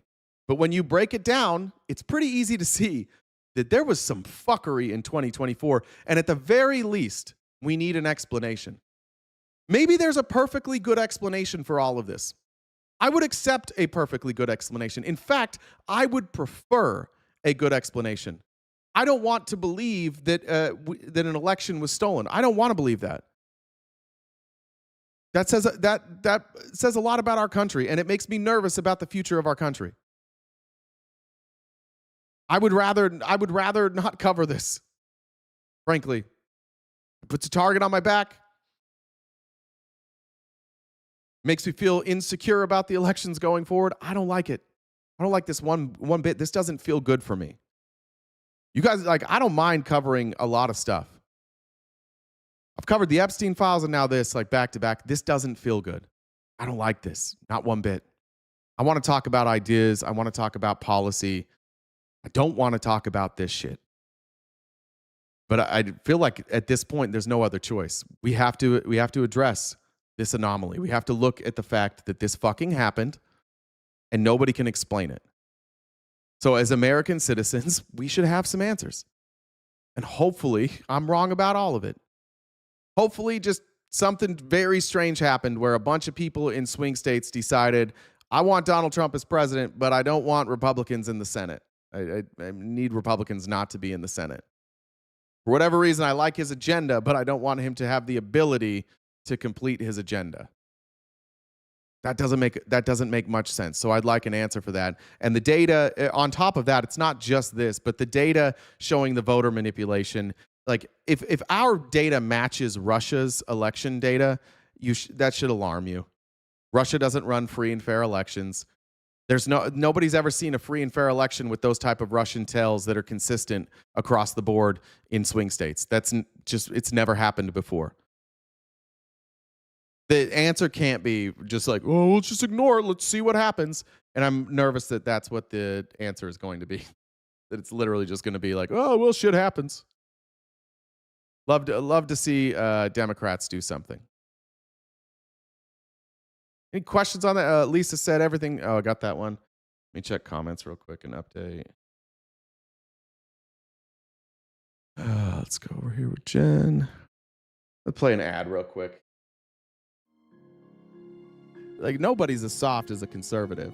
Ladies, you know what I'm talking about. Those conservative men are soft as shit. That's why every time you go to a conservative podcast, it's like, and now to our sponsor, Blue Chew. Your dick can work again. You don't have to scream at women when your dick doesn't work. This'll fix it. That'll fix it. Sean, thanks for joining the Dollar Train. Leanne says, thank you for a great but depressing show today. Yeah, my bad, Leanne. Jessica said, I woke up at 3 after the election and instinctively knew it was stolen. Oh, Leanne, I forgot I have a message for you, Leanne. You're supposed to text your niece. I was supposed to give you that message like a week ago. I forgot. You got to remember to text back. Forgot I was supposed to pass that along. All right. Now, once Donald Trump was back in office and he just said, fuck you to everything, he's decided the law no longer applies to him. We're going to move on from the election fraud stuff, and I'll get more of that tomorrow. But I do want to talk about this story. Weirdly underreported. Weirdly, Republicans don't care about this. The UAE spy sheik bought a secret stake in Trump's crypto company. Government official and top royal from the UAE purchased a $500 million stake in the Trump family's cryptocurrency venture last year, months before the Trump administration greenlit the sale of AI chips to the UAE. Now, we've been way ahead of the Wall Street Journal on this, like 6 months ahead of the Wall Street Journal on this. But one thing that I didn't know about this story is that this $500 million stake, which at the time represented like 49% of the company, didn't entitle them to any royalties. It was simply just a bribe. It gave them nothing. It gave them no controlling interest, and it didn't give them any royalties. So they put that money in, and the Trump family and the Witkoff family got to keep the money that they earned as a percentage of that investment. It says Sheikh Tahnoun bin Zayed Al Nahyan, also known as the Spy Sheikh, is the Gulf nation's national security advisor and manager of its largest wealth fund. Arium Investment, a Tahnoun-backed company, took a 49% stake in World Liberty Financial, according to the Journal. The deal would make Arium the largest shareholder of World Liberty and the company's only known investor besides the founders. The deal, according to the Journal, was signed by Eric Trump in the days before his father's second inauguration as president. It came as Tahnoun was seeking access to advanced artificial intelligence chips from the United States, which the Biden administration had blocked over concerns that the chips would end up in China. By the way, fun fact, China has these chips. Somehow China has these chips. I wonder where the fuck they got them. Isn't that interesting? We have all these embargoes, all these trade deals with China that like all these we've slapped tariffs on them. We don't want them to get access to these chips. And Biden's like, you can't sell these chips to the UAE because they'll sell them to China. And then we sold them to the UAE and now China has them. Wonder how that happened. America first though, right? According to the Journal, the agreement saw roughly $187 million flow to the Trump family entities and $31 million to the Witkoff family entities. He made $187 million using his presidency and his ability to determine who NVIDIA sells these chips to. And he told NVIDIA, you can't sell these chips. And then they got the money. He's like, you can sell these chips now. Don't worry about it. Is this a problem, MAGA? No. It's no problem. In May, months after the deal between Noem and World Liberty, the U.S. agreed to allow the UAE to purchase hundreds of thousands of advanced artificial intelligence chips from American chipmaker NVIDIA. The agreement called for a fifth of the chips to go to Noem's own AI company, G42. Where'd the other 4/5 go? Warren called on Witkoff, White House AI, and crypto czar David Sachs, Commerce Secretary Howard Lutnick to testify in front of Congress on mounting evidence that they sold out American national security in order to benefit the president's crypto company, and about whether any officials lined their own pockets in the process. White House spokesperson Anna Kelly told the Journal that there are no conflicts of interest. Hey, there's no conflict of interest here. It's fine. His company can take $500 million and then direct NVIDIA to sell the chips. How's that a conflict of interest? She said. Mag goes, oh, there's none? Okay.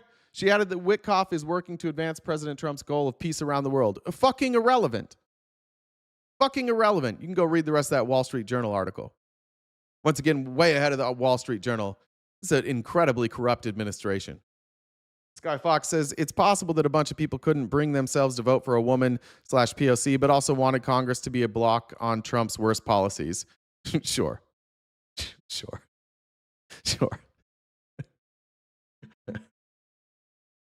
Listen, man, Danielle will tell you, I tried to float that. There's too many people. It makes no sense. But again, you can float that. I floated that same idea. Give us a recount. Do a hand recount. We'll find out for sure. That's the only solution to figuring it out. Here's Kathleen Clark on with, I think on PBS. She is a law professor and ethics lawyer. Here's what she had to say about the Trump's deal. Again, law professor and an ethics lawyer. This is literally her specialty. This is literally what she gets paid to train other lawyers to know. Here in the studio with us. And the White House All intelligent Americans are bears of Trump. I hope so, Stephelson. counsel is also telling ABC News, quote, the president has no involvement in business deals that would implicate his constitutional responsibilities. What is your reaction to that? And do you see this deal as a potentially a violation of the Constitution?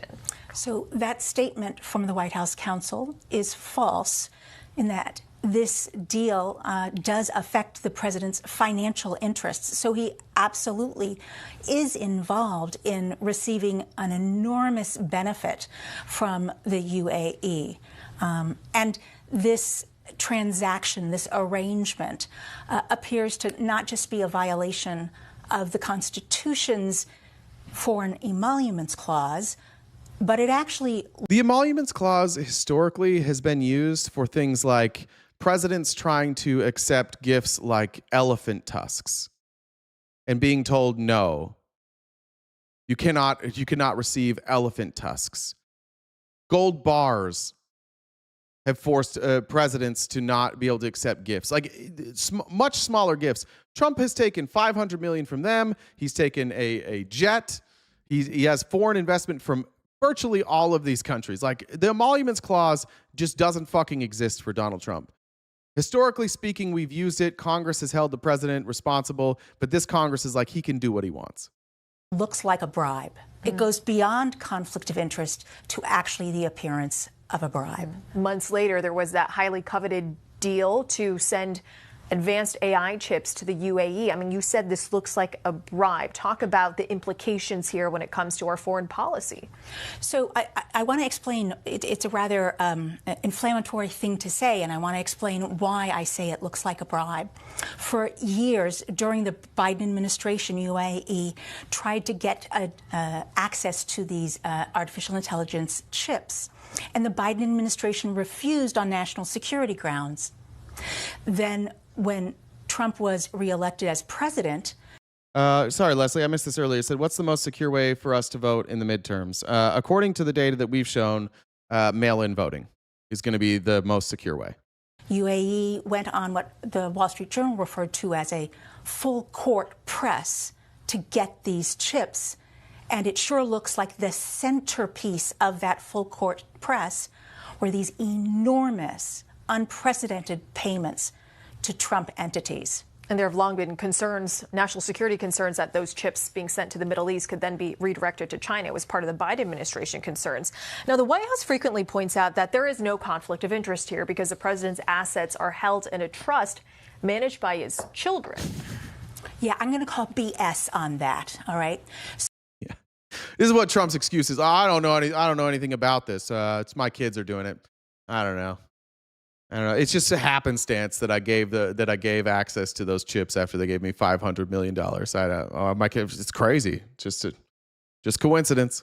So, I'm an ethics expert, and as a matter of ethics, the fact that the assets are held in a trust is completely irrelevant as an ethics matter, because again, President Trump benefits financially from this transaction, from these matters. Look at the Republicans in the chat. This is what propaganda does to you. I simply said mail-in ballots, and they all are screaming about mail-in ballots. What's the evidence that mail-in ballots? Somebody said mail-in ballots are rife with fraud. No, you're just repeating what Trump says. And the reason Trump doesn't want people to do mail-in ballots is because he can't manipulate mail-in ballots. We've shown you that data. How come mail-in ballots, the data actually makes sense, but in-person voting, that's where you start to see evidence of a manipulated election. So if you were the person, just think please, like, do your best to go out of your own mind. If you were stealing an election, and the only way to steal the election is to manipulate the in-person votes, don't you think it would make sense to try and convince all the people who in the country that mail-in ballots are actually a problem? The one part that you can't manipulate, wouldn't it behoove you to convince them that that is a problem, despite never showing any evidence that mail-in voting is rife with fraud? No evidence of that, by the way. None. Zero. Zip. That's why. But no, we got to rule that out entirely. Back to the Trump corruption. Sorry, I got distracted. So yeah, it doesn't insulate him at all from. And explain that, because they would say, well, it's in a trust. That benefits his children, not him. Yeah, this is a clever wordplay by them, because we do have in government ethics a concept of a blind trust. But what that means, that term only applies if someone turns their assets over not to their children, but to an independent trustee who then sells the assets off, purchases new assets, and that government official is blind to what those assets are. That's what a blind trust is. Now, they're saying incorrectly. Trump is trying to convince people that a blind trust just means he's not in control of it. But a blind trust means you literally don't know what is bought and sold, and you have no access to that information. If your kids are running your trust, you certainly have access to that information, and we have access to that information, and we can track that when you guys are taking in money, then you're doing deals with foreign countries. We can see the money come in, and we can see you give them some sort of exemption that they didn't have before. This is not a blind trust. It is blind loyalty that allows him to do this, but it's not a blind trust. There's nothing blind about President Trump's so-called trust. It's a sham. It's nothing more than a sham. And is there any precedent to this sort of deal? A foreign government official taking a major stake in a business that is tied to the president? Not in the United States, but I would say instead, perhaps there may be a parallel in say Putin's Russia, right, where Putin has benefited enormously from That's a little bit of a self-tell on some of you guys. Extracting assets from oligarchs and others, and it seems to me that the scale of this is something that we have not seen in the United States, but may exist in other non-democratic countries. Wow. Well, thank you so much, Kathleen Clark, for joining us and giving us some context around this really bombshell story in the Wall Street Journal. Thank you. All right, we got about 35 minutes left to go, and then we'll be done for today. We got about a third of the way done with the gift goal. I appreciate you guys helping us out. If we want to run a dollar train now, we could knock out that gift goal. I'm going to try and get through as much information as I can, and I'll try and read those comments as they come in. But about 35 minutes to knock that out. You know the way to do it. PayPal, Cash App, Venmo, or Super Chats. And once again, appreciate you guys being here and following along. MAGA, fucking relax. Relax for a second. Here is George Stephanopoulos asking Todd Blanche about this. Now, Todd Blanche apparently is now Pam Bondi. I don't know where Pam Bondi's been. She's been sidelined. So now we're rolling out Trump's personal attorney, who is is now the acting, I guess, attorney general, it appears. Remember, it's his personal attorney. That's who this is. He speaks on behalf of Trump. Make no doubt about it. And he's asked about it. I want to ask you about a report breaking in the Wall Street Journal overnight. I want to show the headline right now. It's the headline saying the spy sheik bought secret stake in Trump company, $500 million investment. I can help you with that, Todd Sport Card. The chips. So these are GPUs. They're processors. They allow people to do very advanced things on computer. NVIDIA makes the best GPUs in the world. So anything from AI, computers, anything technological that requires a GPU, these chips are the most advanced. They're the best in the world. So any country that's trying to advance, even like weapons systems, it can help with all sorts of things. For 49% of world liberty came months before UAE won access to tightly guarded American AI chips. It's referring to the National Security Advisor to the UAE, Sheikh Tahnoon, and he made this investment just before President Trump Thanks, Wilbur. Was inaugurated. The article goes on to say the deal marks something unprecedented in American politics, a foreign government official taking a major ownership stake in an incoming U.S. president's company. This is the company of President Trump's family. Eric Trump is the president of the company.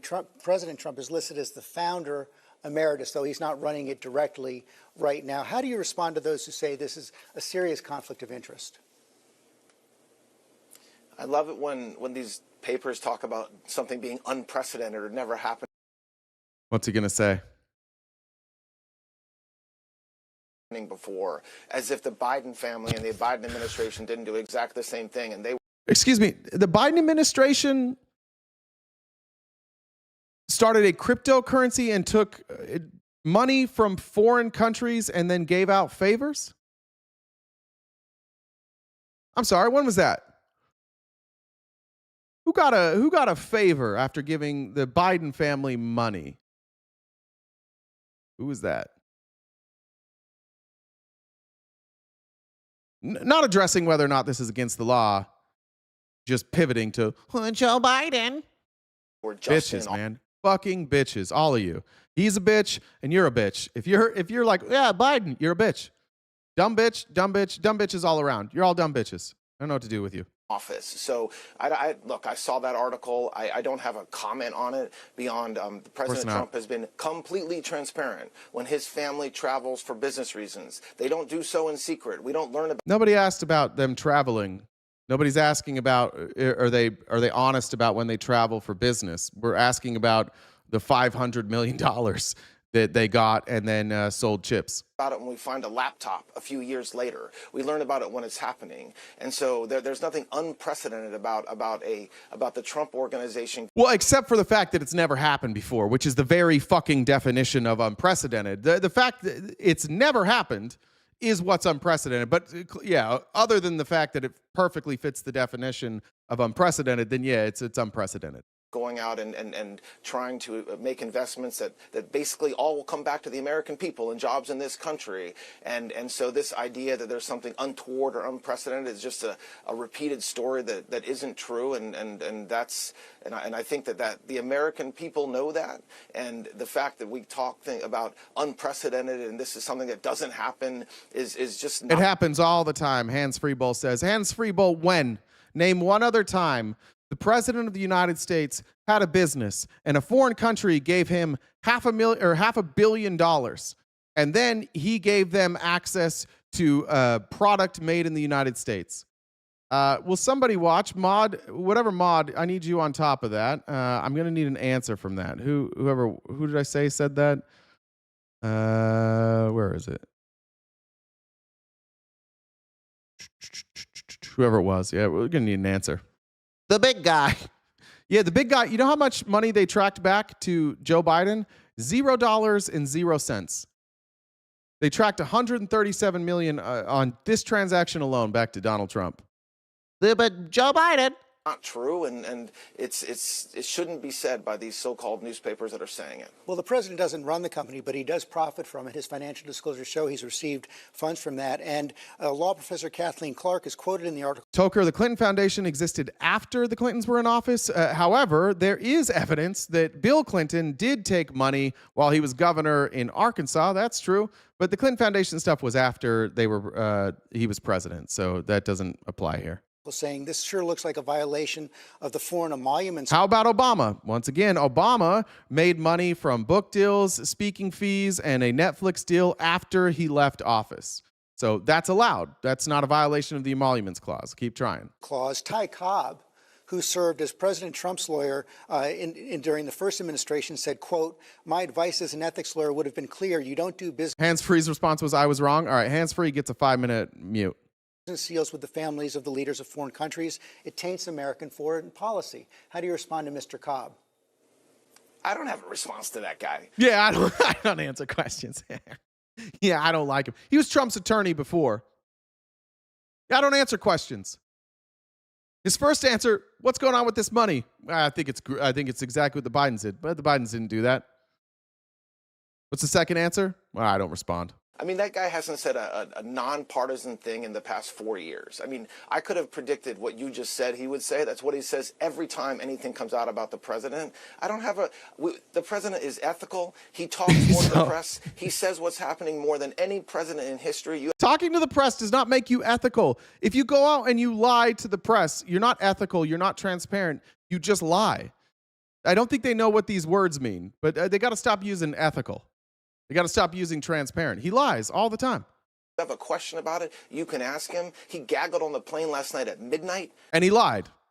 For like 20 minutes. And he lied. Okay, so like the fact that Ty Cobb claims that he would have counseled something different to the president, okay. I mean, that guy, I don't have a response to that. Yeah. I'm definitely not going to respond to these claims that this is obviously illegal. I'm just going to smear people instead. Jen Star said, appreciate you and all you do. Thank you, Stephanie. Thank you for the super chat. Said, thank you for being live. Live and alive. I'm a double threat today. A little more alive than I felt yesterday. Malika said, love your live. Very informative. Edward, thank you for joining the Dollar Train. Lee said, thanks for the hard work and speaking about these very uncomfortable issues. Everyone needs to wake up. Helenia, thanks for joining the Dollar Train. Hopefully I said that name correctly. Kyle, thanks for joining the Dollar Train. Shannon said, thank you for going over this, and kudos to Danielle for not giving up. Yeah, Danielle in the chat. Leanne says, now I feel like an a-hole, and just text her. Sorry. I was like, I'm an a-hole too. I was weeks late on that. Adrian said, not enough to get you on Epstein list here, but a step in the right direction. Thank you. Thank you very much. I appreciate that. We got 25 more. Okay. Let me see what I want to go over here. I'll do Epstein stuff tomorrow, I think. Let's finish up with this. Speaker Johnson went on Meet the Press. I do want to show the whole thing. And joining me now is... Jesus, I had a bunch of clips. That was loud as shit. But the reason I want to show this is, in the history of this country, I don't know that we have ever had such a cucky Speaker of the House and somebody who is so willing to lie for Donald Trump. Mike Johnson, like the dirt that they must have on Mike Johnson must be pretty tough, because this smug Christian asshole, it has no problems just showing up and lying over and over. And I just want to play this and fact check it so that we can see that it's one thing if you're Donald Trump and you lie. It's another thing entirely when you lead a separate chamber that is supposed to be a check on the president. And when you run a separate chamber that's supposed to act as a check, and you show up and you stick your tongue out as far as you possibly can, and you tongue punch that dirty fart box over and over and over again and debase yourself, I'm only left to conclude that he must have dirt on you that would end your career. Speaker of the House, Mike. Do I call out Hakeem Jeffries? Yeah. No, dude. Never Hakeem. Never Hakeem Jeffries. Never Chuck Schumer. We are their number one fans over here. You new to the stream, bro? Are you new to this stream? Yeah, no. Hakeem Jeffries has got to go. Same with Chuck Schumer. Yeah, we call them out too. Wrong stream, bud. Johnson, Republican of Louisiana. Speaker Johnson, welcome back to Meet the Press. Always great to be with you. Thanks. It is great to have you. And as we sit here today, we are in the midst of a partial government shutdown. So I want to start right there. The latest reports are that you've spoken to Leader Hakeem Jeffries, that he has made it clear that you don't have Democrat support to reopen the government. So let me put this bottom line question to you. Are you confident that the government will reopen on Monday with Republican votes? Do you have enough Republican support? Well, let's say I'm confident that we'll do it at least by Tuesday. We have a logistical challenge of getting everyone in town. And because of the conversation I had with Hakeem Jeffries, I know that we've got to pass a rule and probably do this mostly on our own. I think that's very unfortunate. Here's what's happened. You know, the House and Senate appropriators worked very well together, bicameral, bipartisan, committee-led process, especially after the 43-day shutdown, the longest in U.S. history. Venmo, whoever asked that, it's JenDub1, JENNDUBB, and the number 1. Last fall, no one wanted to put that pain on the American people again. The Democrats forced it. We were insistent that we would not allow that to happen. But, you know, I tip my hat to everybody, appropriators in both parties who got this together. After the Senate acted over the weekend, we will now have 11 of 12 separate appropriations bills approved by both chambers. Because they modified our package, they've sent it over a little differently, which means we've got to address the bills again. So they're going to separate the Department of Homeland Security bill. Our intention is by Tuesday, all agencies of the federal government, except for that one, and then we'll have 2 weeks of good faith negotiations to figure it out. And just bottom line, you think you have enough Republican votes to reopen the government by Tuesday? Yeah, because Republicans are going to do the responsible thing and fund the government. They're playing. But you have a razor-thin margin. That's what I'm getting I have at. a one-vote margin, yes, for the rest of 2026. But we're going to demonstrate once again that this is the party that takes governing seriously. The Democrats play games with this, and I think it's very unfortunate because what they're doing is they're jeopardizing. I can't do this, and I'll criticize Hakeem Jeffries for the same thing. These people who go, we're actually the party that takes this seriously when they're in power, and the other one makes them make concessions so they can fund the government. Like, this is just how it's actually supposed to work. It would be nice to not have two parties. It would be nice to have 5, 6, 7 parties so that you didn't always have one side to blame and another side to credit. It would be nice, but like, let's just be honest about our Constitution. It's not made for you to be able to pass laws easily. It's supposed to be difficult. You're supposed to negotiate. You're supposed to compromise. And I'm so tired of the people in Congress just like, we have to vote as a party. We have to vote in unison. We can't go across party lines. It's always has to be like a straight party vote. I'm really fucking tired of them saying that. I wish they'd all stop saying it because everybody knows it's fucking bullshit. Everybody knows that. The Republicans in here today that are celebrating Mike Johnson. If this was Hakeem Jeffries, they'd be like, yeah, right, it's still your fault. It's tiring for these fucking losers to show up every day and play sports. The fucking lamest sport ever, too, that nobody really wants to fucking watch. We just want them to do their goddamn job and vote for things that make sense, and they never do it. I'm tired of Mike Johnson talking about this as if it's novel or it's new, and I'm tired of him licking asses, and I'm tired of Congress in general. Services to the American people. When you're talking about the Department of Homeland Security, remember what's included in that. You have TSA agents for the airports. No, I agree. Dems are doing strategy. I'm not saying that nobody's doing strategy. I'm just saying I'm tired of this language, right? I'm tired of this like hyper partisanship. It gets old. You have the Coast Guard. You have FEMA. We're in the middle of a winter storm disaster on the East Coast. We can't play games with this. So let's talk about what Democrats are demanding as a part of this. They want to see changes to DHS, to ICE in the wake of the death. Sounds like I want a king. I just said I want multiple parties. I want like 5 or 6 parties. So it's not just 2 parties going at each other's throat. Yeah, that does sound like you want a king. of those 2 Americans in Minneapolis. The changes they're asking for include an end to roving patrols, no more face masks, mandatory body cameras, and judicial warrant requirements. Given what has been happening on the ground in Minneapolis, Mr. Speaker, do you support any or all of those changes? Listen, there's been tragedies in Minnesota and in Minneapolis in particular. Who wants to give me a reason why we shouldn't have body cams? Maggie, that's here. Why should ICE not have body cams? Give me one good reason why ICE shouldn't be required to wear body cams. How is this a partisan issue right now?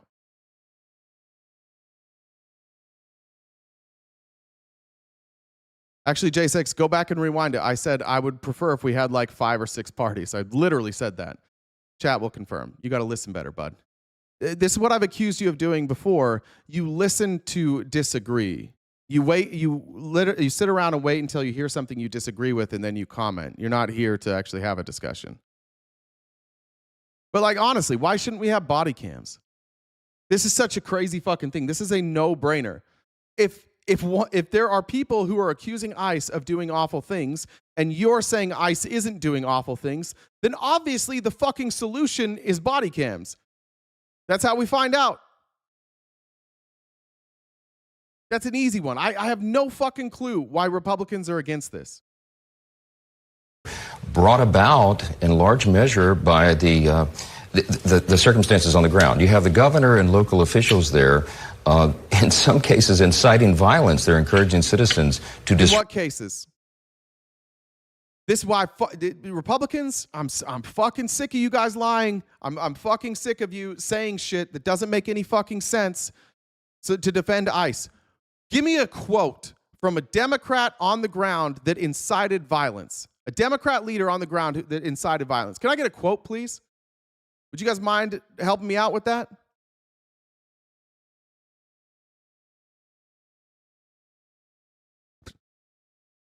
We get a good reason. Listen, you saying does the FBI wear body cams? Yes, sometimes they do, but that's not a reason. I'm asking you for a legitimate reason why we wouldn't put body cams on ICE. Yes, seriously, give me the quote. See, watch this. Watch MAGA go, oh, dude, this guy, are you fucking serious? Yeah, give me the fucking quote, J-Sex. Give me the quote.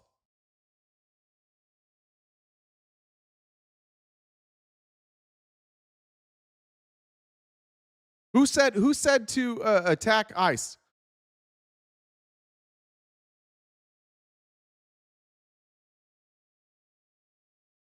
Oh, if you refer them to something, then that incites violence. Oh, so now words are violence, right? So when Donald Trump or Kristi Noem call people vermin or poisoning our blood, and then violence is committed on them, that's not violence, right? You got to pick a direction here. Either he said that they're inciting violence. So name calling is inciting violence now. Is that what we're doing with the First Amendment now? We've decided fuck the First Amendment. If you call somebody names, that is inciting violence. Christopher Cuck. Debate. Come on up. We invite people to debate every day. Just add Jen. Mods, help Christopher Cuck come up here and we can debate. No good reasons? Okay. Calling people Nazis. But I don't think, if I remember right, I don't think Tim Walz did call them Nazis. Did Tim Walz call ICE Nazis? I don't know of a quote where he said that. Disrupt the operations of law enforcement, and it sets up a dangerous situation. But they're calling for peaceful protests. Well, they are, but they're also saying to resist. They're also saying to, they're doxing the agents of ICE, the Immigration and Customs. Saying resist is not like I don't know who said resist. Also, by the way, he's not quoting anybody there. Did Tim Walz say resist?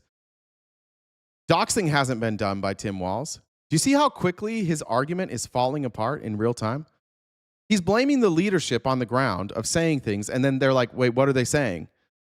And now he's quoting just people on the internet. Not leadership, people on the internet. enforcement. And so when you're talking about masking, the reason that ICE agents wear masks is to protect their own identities and protect their own families. And in some circumstances, they've had a price put on their heads effectively by local officials. And that's what's created the dangerous conditions. But these state and local officials. Yeah, where's the honesty there? Where's the honesty there? I'm fine saying that some of these protesters are causing violence. I'm fine with that. I'm saying they're causing this condition. I'm fine with that. But we're not gonna talk about ICE macing people for like that. We're not gonna talk about them like indiscriminately using irritants, indiscriminately using like non-lethals, beating the shit out of people, murdering 2 people. Yeah, for sure. This is what drives me fucking nuts about the Republicans right now. I'm fine if you want to hold the protesters to account. If you are out there protesting and you break the law, you should be held account for what you did. But why can't it go both ways? Like, why can't we hold ICE accountable then? Why is ICE allowed to just like beat the fuck out of people, and then Republicans are like, actually, it was their fault? What, you're telling me ICE doesn't do anything wrong? ICE hasn't made any mistakes? I'm fine with you criticizing these people, but it's got to go both ways. Respectfully didn't pull the triggers that left these 2 Americans dead. President Trump has even acknowledged that ICE has made mistakes. Do you? Yeah, okay, great. Yeah, fair enough. Tim Walz did not say ICE Nazi. He said modern day Gestapo. Is that inciting violence now? If you call somebody a Nazi, is that inciting violence now? If you say somebody's Gestapo, is that inciting violence? I think that's an accurate depiction. But is that what you're saying now? That words mean that ICE gets to take action? You call them Gestapo, so now ICE gets to murder people? Think about your arguments. Joel, thank you for the super chat. Jen Star, I think I got that one. Ready? Check here. Got Leslie. Got Malika. Appreciate that. Sully said, why did the snowman blush? He saw the snowblower coming. Jesus. And Cynthia said, RTP, appreciate it.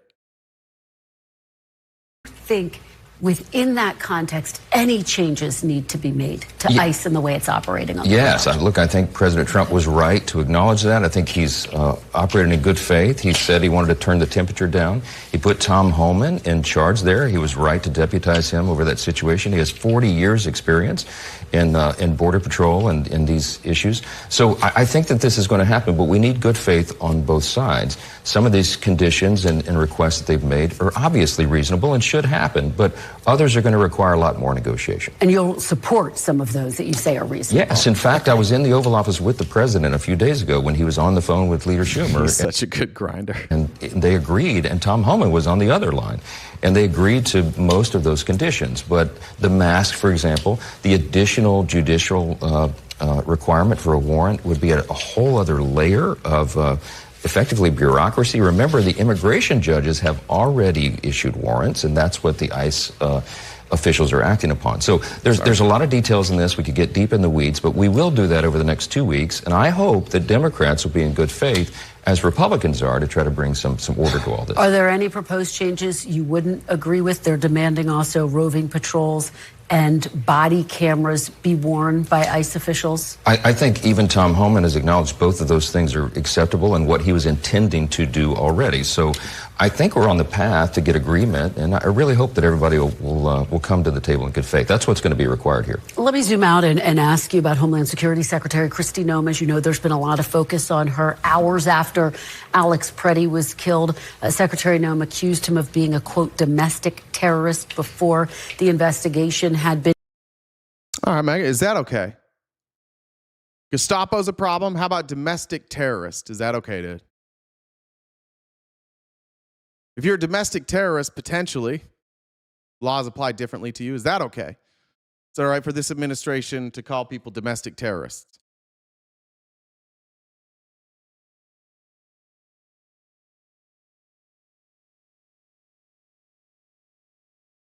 Is that inciting violence? I think that's far more inciting violence than Gestapo, to be honest. I mean, in this country, we've had Nazis in this country as long as the country has existed. We've had people who are publicly Nazis in this country as long as, or not as long as existed, but since the 1900s. We've always had Nazis here. You can be a Nazi in America. You're allowed to be a Nazi in America. It's not illegal to be a Nazi in America. You're not allowed to be a domestic terrorist. That's an actual label that says now you can be targeted for being a domestic terrorist. If the shoe fits. Yeah, and that's what's crazy. Like, the shoe doesn't fit. Alex Peretti wasn't a domestic terrorist. There's no definition where Alex Peretti would fall under the definition of a domestic terrorist. There we go, Toker. There we go. Yeah. See, all of you guys now have exposed that you don't care. Like, you apply things differently. If somebody calls you Gestapo, you cry like little bitches. And then when we're like, is domestic terrorist okay? You're like, all lefties are terrorists. See? Like, that's why we can't like engage in good faith with you. There isn't good faith with you. It's just, we're good, you're bad. Done. She said he had brandished a gun at agents, which videos and DHS itself later contradicted. Do you think the Department of Homeland Security needs new leadership, Mr. Speaker? Look, I think Kristi Noem has been called to do a very difficult job. Remember that the agency was effectively eviscerated for 4 years. We can define it. A domestic terrorist is defined as an individual or group based within the United States who commits dangerous, unlawful acts. But now remember, it has to be all of these things. Who commits dangerous, unlawful acts of violence to intimidate civilians or influence government policy driven by domestic-based ideologies, political, religious, social, racial, or environmental, rather than foreign direction. These acts are often intended to coerce a population or government through destruction, assassination, or kidnapping. Alex Peretti, when Alex Peretti gently brushed against that ICE agent who had just slammed a woman to the ground, was he coercing a population through destruction, assassination, or kidnapping? No. Yeah, you're so full of shit, J-Sex. You're so full of shit. Biden administration, wide open borders. So nearly 20 million illegal aliens came across that border, and many of them are dangerous, hardened criminals and even terrorists. So she's taken over a crushing assignment. I mean, anyone who is in that position would have a difficult time with it. I think it's important for all of us at any level not to prejudge circumstances until we get all the facts. And I think that that's been a good reminder to everyone. We've seen now in the last couple of days that Mr.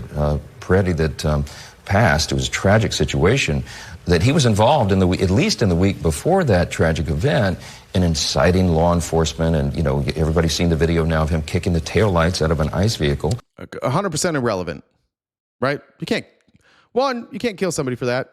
Two, what he was doing at the time when he was murdered was not that.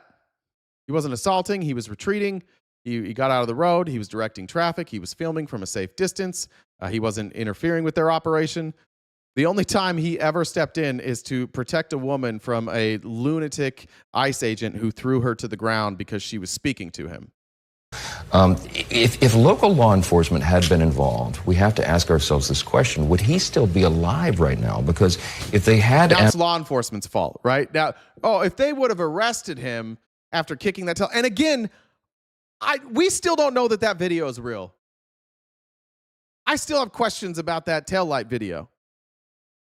You can go, there's a breakdown. I'll try and find it and show it tomorrow, but there's a breakdown that really calls into question whether or not that video is real. And I guess you guys can make up your own minds. We'll watch that. But even then, like, what the fuck? Now it's no blame on ICE. Would he still be alive if law enforcement had arrested him? Yeah. First of all, if they arrested him, he wouldn't be in jail. You're not going to sit in jail for kicking a car, right? It's not like he would have been stuck in jail. He could have still been out there protesting. But secondly, he shouldn't be dead. He just shouldn't be dead at all. What he did on that day did not warrant being shot and assassinated in cold blood. That's what I can't stand this fucking snake. You are willing to blame Alex Peretti, local police, anybody but the fucking bitch-ass ICE agents who murdered this dude. who heard a gunshot and lost their fucking minds and unloaded a clip on a guy that was unarmed. Let's not blame them. Let's blame even people that weren't there. Let's blame people who weren't there at that time. That's who's really at fault. Apprehended him, and he was in jail safely, he would not have been on the streets to have been involved in that circumstance. But he wouldn't have been in jail. That's bullshit. He would not have been in jail for that charge. That's nonsense. I don't think kicking a taillight amounts to something that's punishable by death. Well, no, of course not. No, and that was a separate circumstance. We got Cynthia. Sorry, I'm confirming. You got it. Jamar said there's no reason to have body cams. They're just bootlickers.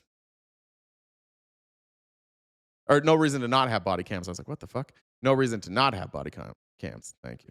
But the point is, it is unlawful to impede the operations of law enforcement, and it sets up a dangerous situation when people do that. But do you have 100% confidence in Kristi Noem, Mr. Speaker? I do have confidence in Kristi Noem. I think that... Full confidence? That's crazy. Yes. Look, she has a difficult job. I have a lot of sympathy for her job. I've got a difficult job, too. Look, I think that her job is made far more difficult by the fact that she's fucking stupid. That makes her job a lot more difficult. He's right. It's a difficult job, but if you're an idiot, it's way harder. There will be a recalibration in some... Alex Preddy's family said that was him on that video. Right. I agree with that, Danielle. It's the way that the damage is done to the car. I'll find the video and I'll send it to you, what I'm talking about. I do believe that Alex Preddy kicked that car, but it looks like there may have been some editing afterwards. This is President Trump saying that they're going to look at the way operations are conducted. The intent is to rid our communities of dangerous, illegal aliens, hardened criminals who are here causing great havoc across the country, and they need to continue that work, and that is fully supported by the American people. All right, let me ask you about another major story. On Friday, the Justice Department released what it said were the rest of the Epstein Files. A group of Epstein survivors responded with a statement saying it's not enough, saying, quote, Epstein's enablers continue to benefit from secrecy. Rachel. The Justice Department cannot... Jamie says, MAGA's so fragile. Keep irritating them. It is a fragile group. I'm worried about their mental health. claim it is finished releasing files until every legally required document is released and every abuser and enabler is fully exposed. As long as the survivors say that not enough is being done, has DOJ finished its work, in your opinion? We all want every abuser and enabler. Big Bear, I have a real job. This is my part-time job. My full-time job is dumping loads in your dad's mouth, and it pays very well. And tell him thank you, and I'll be over later tonight. Able to be fully exposed. We want justice to be done. It's long overdue. But I do think the Department of Justice is complying with the law, that we have now 3.5 million documents. You have over 2,000 videos and I think 180,000 images out there. And as soon as they finish the final release, they give us the full report to Congress, which is required under the law. And then they issue I think in the Federal Register, they have to publish why they've made any redactions. The DOJ will have fully complied with the law and done their job. But think of the except for it's half the documents. Now he's lying for the DOJ. He's supposed to hold the DOJ accountable. Why is he lying for them? Mass, the volume of documents that they've had to go through. Remember, they have... Mr. Frost, it's not, I'm not on my knees. Your dad's the one on his knees. I know this is very confusing for you. And we try other positions too. Sometimes I'll stand up on the bed so that it's like a further drop. You know what I mean? And sometimes we'll try and like push it out as far as we want. Sometimes he's laying down. We've tried like the Spider-Man thing. That doesn't work super well. But yeah, it's not once has it been. I'm trying to think. No, one time I was on my knees, but I was kneeling on his chest. So that's true. One time I was on my knees. Thank you for bringing that up, Mr. Frost. To go through and make sure that they're protecting the innocent. So some of these young women who were victimized, we do not want them to endure further harm. And so that's been the intention, is to make sure that their names are taken out of that. President Trump's name appears throughout the Epstein files, including in many of the new documents released this week. Corny? No, not really. That's when he asks for shit. Sometimes my shits can be corny, and his dad pays extra for that, but not corny, I wouldn't say. Week. Now, we want to stress appearing in the Epstein files does not amount to or imply criminal wrongdoing. But do you have any outstanding questions, given that, about the relationship between President Trump and Jeffrey Epstein? I do not. I mean, no fucking. I don't have any questions about that. It seems all above board. Nothing to see here. Jesus Christ, this guy. Spoken to the president about this privately and personally many times, and he's spoken very candidly and openly to the public. He says the same things privately that he does publicly. Yeah, he said yesterday that he's not in the files. He literally said yesterday, like, a lot of stuff came out, nothing about me. If he's saying the same things to you, Mike, privately that he's saying publicly, he's telling you that he's not in the files, which is obviously a lie. He's in there thousands of times. That's a confusing lie, Mike. He's never had any concern about that. Remember, President Trump was one of the first people that called Epstein out, and he kicked him out of Mar-a-Lago off the property. By the way, have we ever confirmed that story? No, nobody's ever confirmed that story. In fact, in the Epstein Files, it seems like what caused the dispute was a property disagreement, and Epstein wasn't even taken off the rolls at Mar-a-Lago until after his conviction. And Trump himself publicly has said he kept taking girls from Mar-a-Lago, and then finally I was like, hey, don't do that anymore. And he took one more girl, and I was like, all right, that's enough. So if Trump did kick him out, Trump's story is not that, oh, he was a pedophile, so I kicked him out. It was, he kept taking my workers, and I gave him warnings, and he did it one more time, and I got rid of him. This story is Trump doesn't tell this story. This isn't Trump's story. Why the fuck do you dipshit motherfucking MAGA allow this guy to tell you a story that isn't true, that has no backing? Donald Trump himself tells a completely different story than this. How is it that he's allowed to do this in front of you and you don't call him out? You just goop, goop, goop. As long as they're defending Trump, we don't care if it's a lie. That's bizarre. Because he heard of some of the nefarious things he was engaged in. He's never had any concern about that at all. He did at one point call these files a Democratic hoax. But let me ask you about something. Well, what he said specifically was the hoax of the Democrats trying to turn this into a political issue. No, he didn't say that specifically, you lying motherfucker. He didn't say anything specifically. He literally said it's a Democrat hoax. Why do you get to interpret his words into something new? Why do you guys always, how come, if Trump's such a fucking genius, how come everything he says requires you to translate it into something better? She quoted him directly. Mike Johnson is now again lying. This isn't a quote from Trump. This is Mike Johnson's interpretation.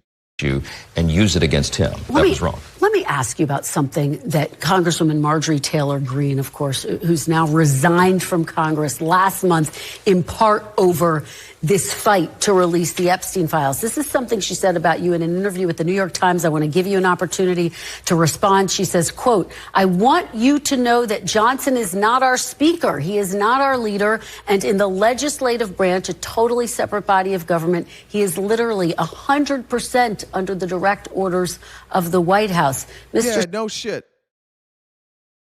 And if he wasn't, Republicans would be mad at him. She's right, but it's also why you're on the outs with them, Marjorie, because you disagreed with the president. MAGA demands that Mike Johnson be a bootlicker for Donald Trump. Speaker, how do you respond? Are you 100% under the direct orders of the White House? It's comical. If Marjorie had ever... Mr. Frost, I've obliterated you already. If I were you, just take a L. Take a break, bud. I don't want to keep talking about the dirty things I've done with your dad anymore. Your comebacks are terrible, and if you're going to keep doing that, and you want if you want to keep triggering me to get my comeback, if you want my comeback, as my favorite comedian said, you can scrape that off your dad's teeth.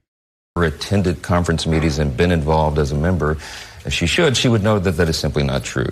I vigorously defend Article 1 of the Constitution. That's the legislative branch. I was a constitutional law attorney before I became Speaker. The President and I work closely together because we have unified government. That's what the American people voted for last fall. They gave the Republican Party control of the White House, the Senate, and the House. And the intention there is that you work efficiently and effectively together. So the President and I have conversations sometimes multiple times a day about policy procedures. We have a lot of our discussions and sometimes debates together behind the curtain because you don't want to do that when you're in the same party out in public. That has made a very effective and efficient government. And I will say this, the first year of the Trump administration that we just got through was probably one of the most productive in all the history of Congress. And you can go back. Yeah, unless you check all of Congress, it's literally one of the least effective Congresses of all time. They passed very little legislation. I can't remember, but they were in like the bottom third of most effective Congresses. They just say shit, and it works for Republicans. They're like, this was actually the most productive. How are you measuring that? Just like you feel that it was the most productive? There's no measure that says like you guys legislated well. That's what history is going to show. Very productive, very efficient, effective government. We had to reverse all the madness of the 4 years of the Biden administration, and we got so much of it done already, and still more yet to do. Is there any area where you do disagree with President Trump? Is there one place? This is fucking insane. This is why it's a cult. This right here is why it's a cult. That you can... Because it's not just Mike Johnson. Now, it's everybody. I ask MAGA members. I understand Mike here. Like, I can give Mike Johnson a little bit of slack here in saying that, like, publicly we don't necessarily want to agree. We need to be uniform. I can give him some slack here for that because that's what people in Congress do. They shouldn't do that.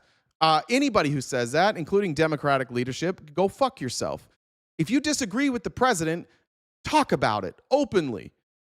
But this type of cuckery is so gross. Point two? Yes, but as I just said, we do this privately and not publicly. I'm going to support my president. Our party is leading. We are governing. We have closed the border. We've gotten the economy going again. Yeah, I don't talk about that. I would never disagree with him publicly. Bro, get a spine. Get a fucking spine, please. Trudy, thanks. Said behind on the stream, but that is the only commercial break I can listen to.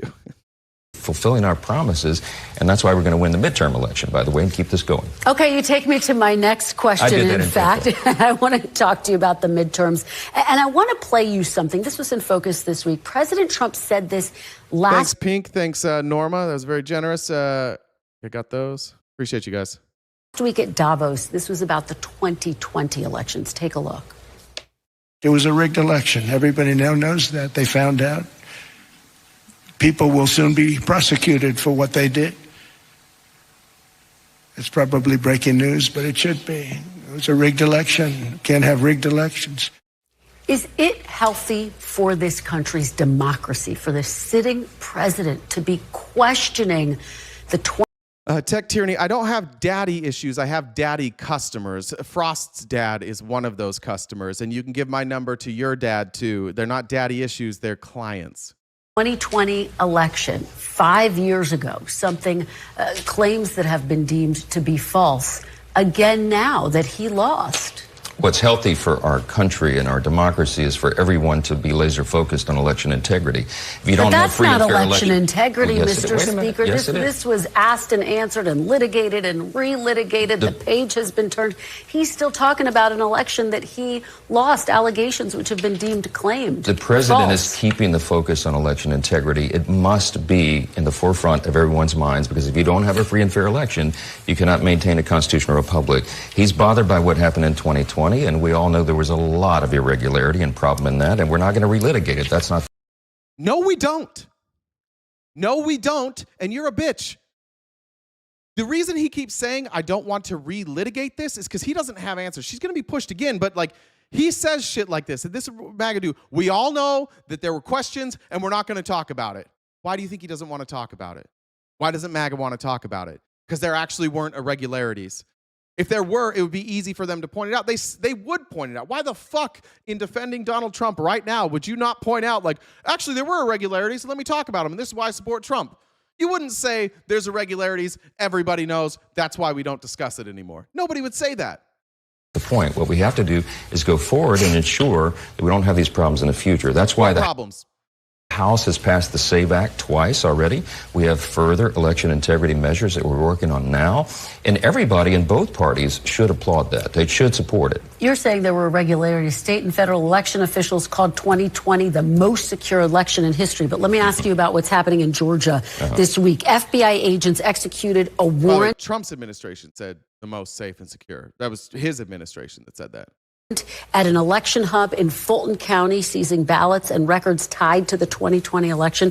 I want you to listen to what Democratic Senator Jon Ossoff of Georgia had to say about this search. Take a look. And here's the thing. This is a shot across the bow at the midterm elections. He tried to steal... Shot across the bow is another game I play with Frost's dad. It involves a bathtub and little toy boats. ...power when he lost it in 2020. We have to be prepared for all kinds of schemes and shenanigans. We have to be prepared for him to try to deprive people of their voting rights in Georgia. What do you say to that allegation that President Trump is going to meddle in the 2026 midterm elections, that that's what he's doing in Georgia? I find it comical that one of the senators from Georgia is talking about schemes in elections. Remember, Georgia was example A of that. Yeah, let's talk about it. What was the example, Mike? Mike's certainly going to give us a specific example now. In the 2020 election. There were two statewide recounts in Georgia, Mr. They sent Speaker. mail-out ballots to everyone. Everyone knows all of the problems that... They sent out mail-in ballots to everyone? That's fine. Everyone knows what, Mike?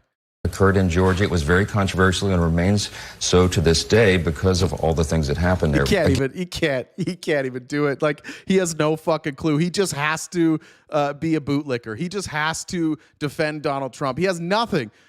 Everybody knows what happened in Georgia. They did mail-in votes, and there was a lot of controversy, and there still is. Yeah, controversy, because the president won't stop fucking lying about it. That's the controversy.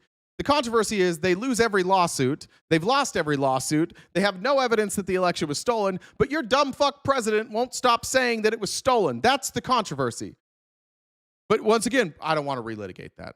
Again, we're not going to relitigate that, but what we have to focus on is going forward. Well, then what the fuck did you take the ballots for if we're not relitigating that? What are we doing with those?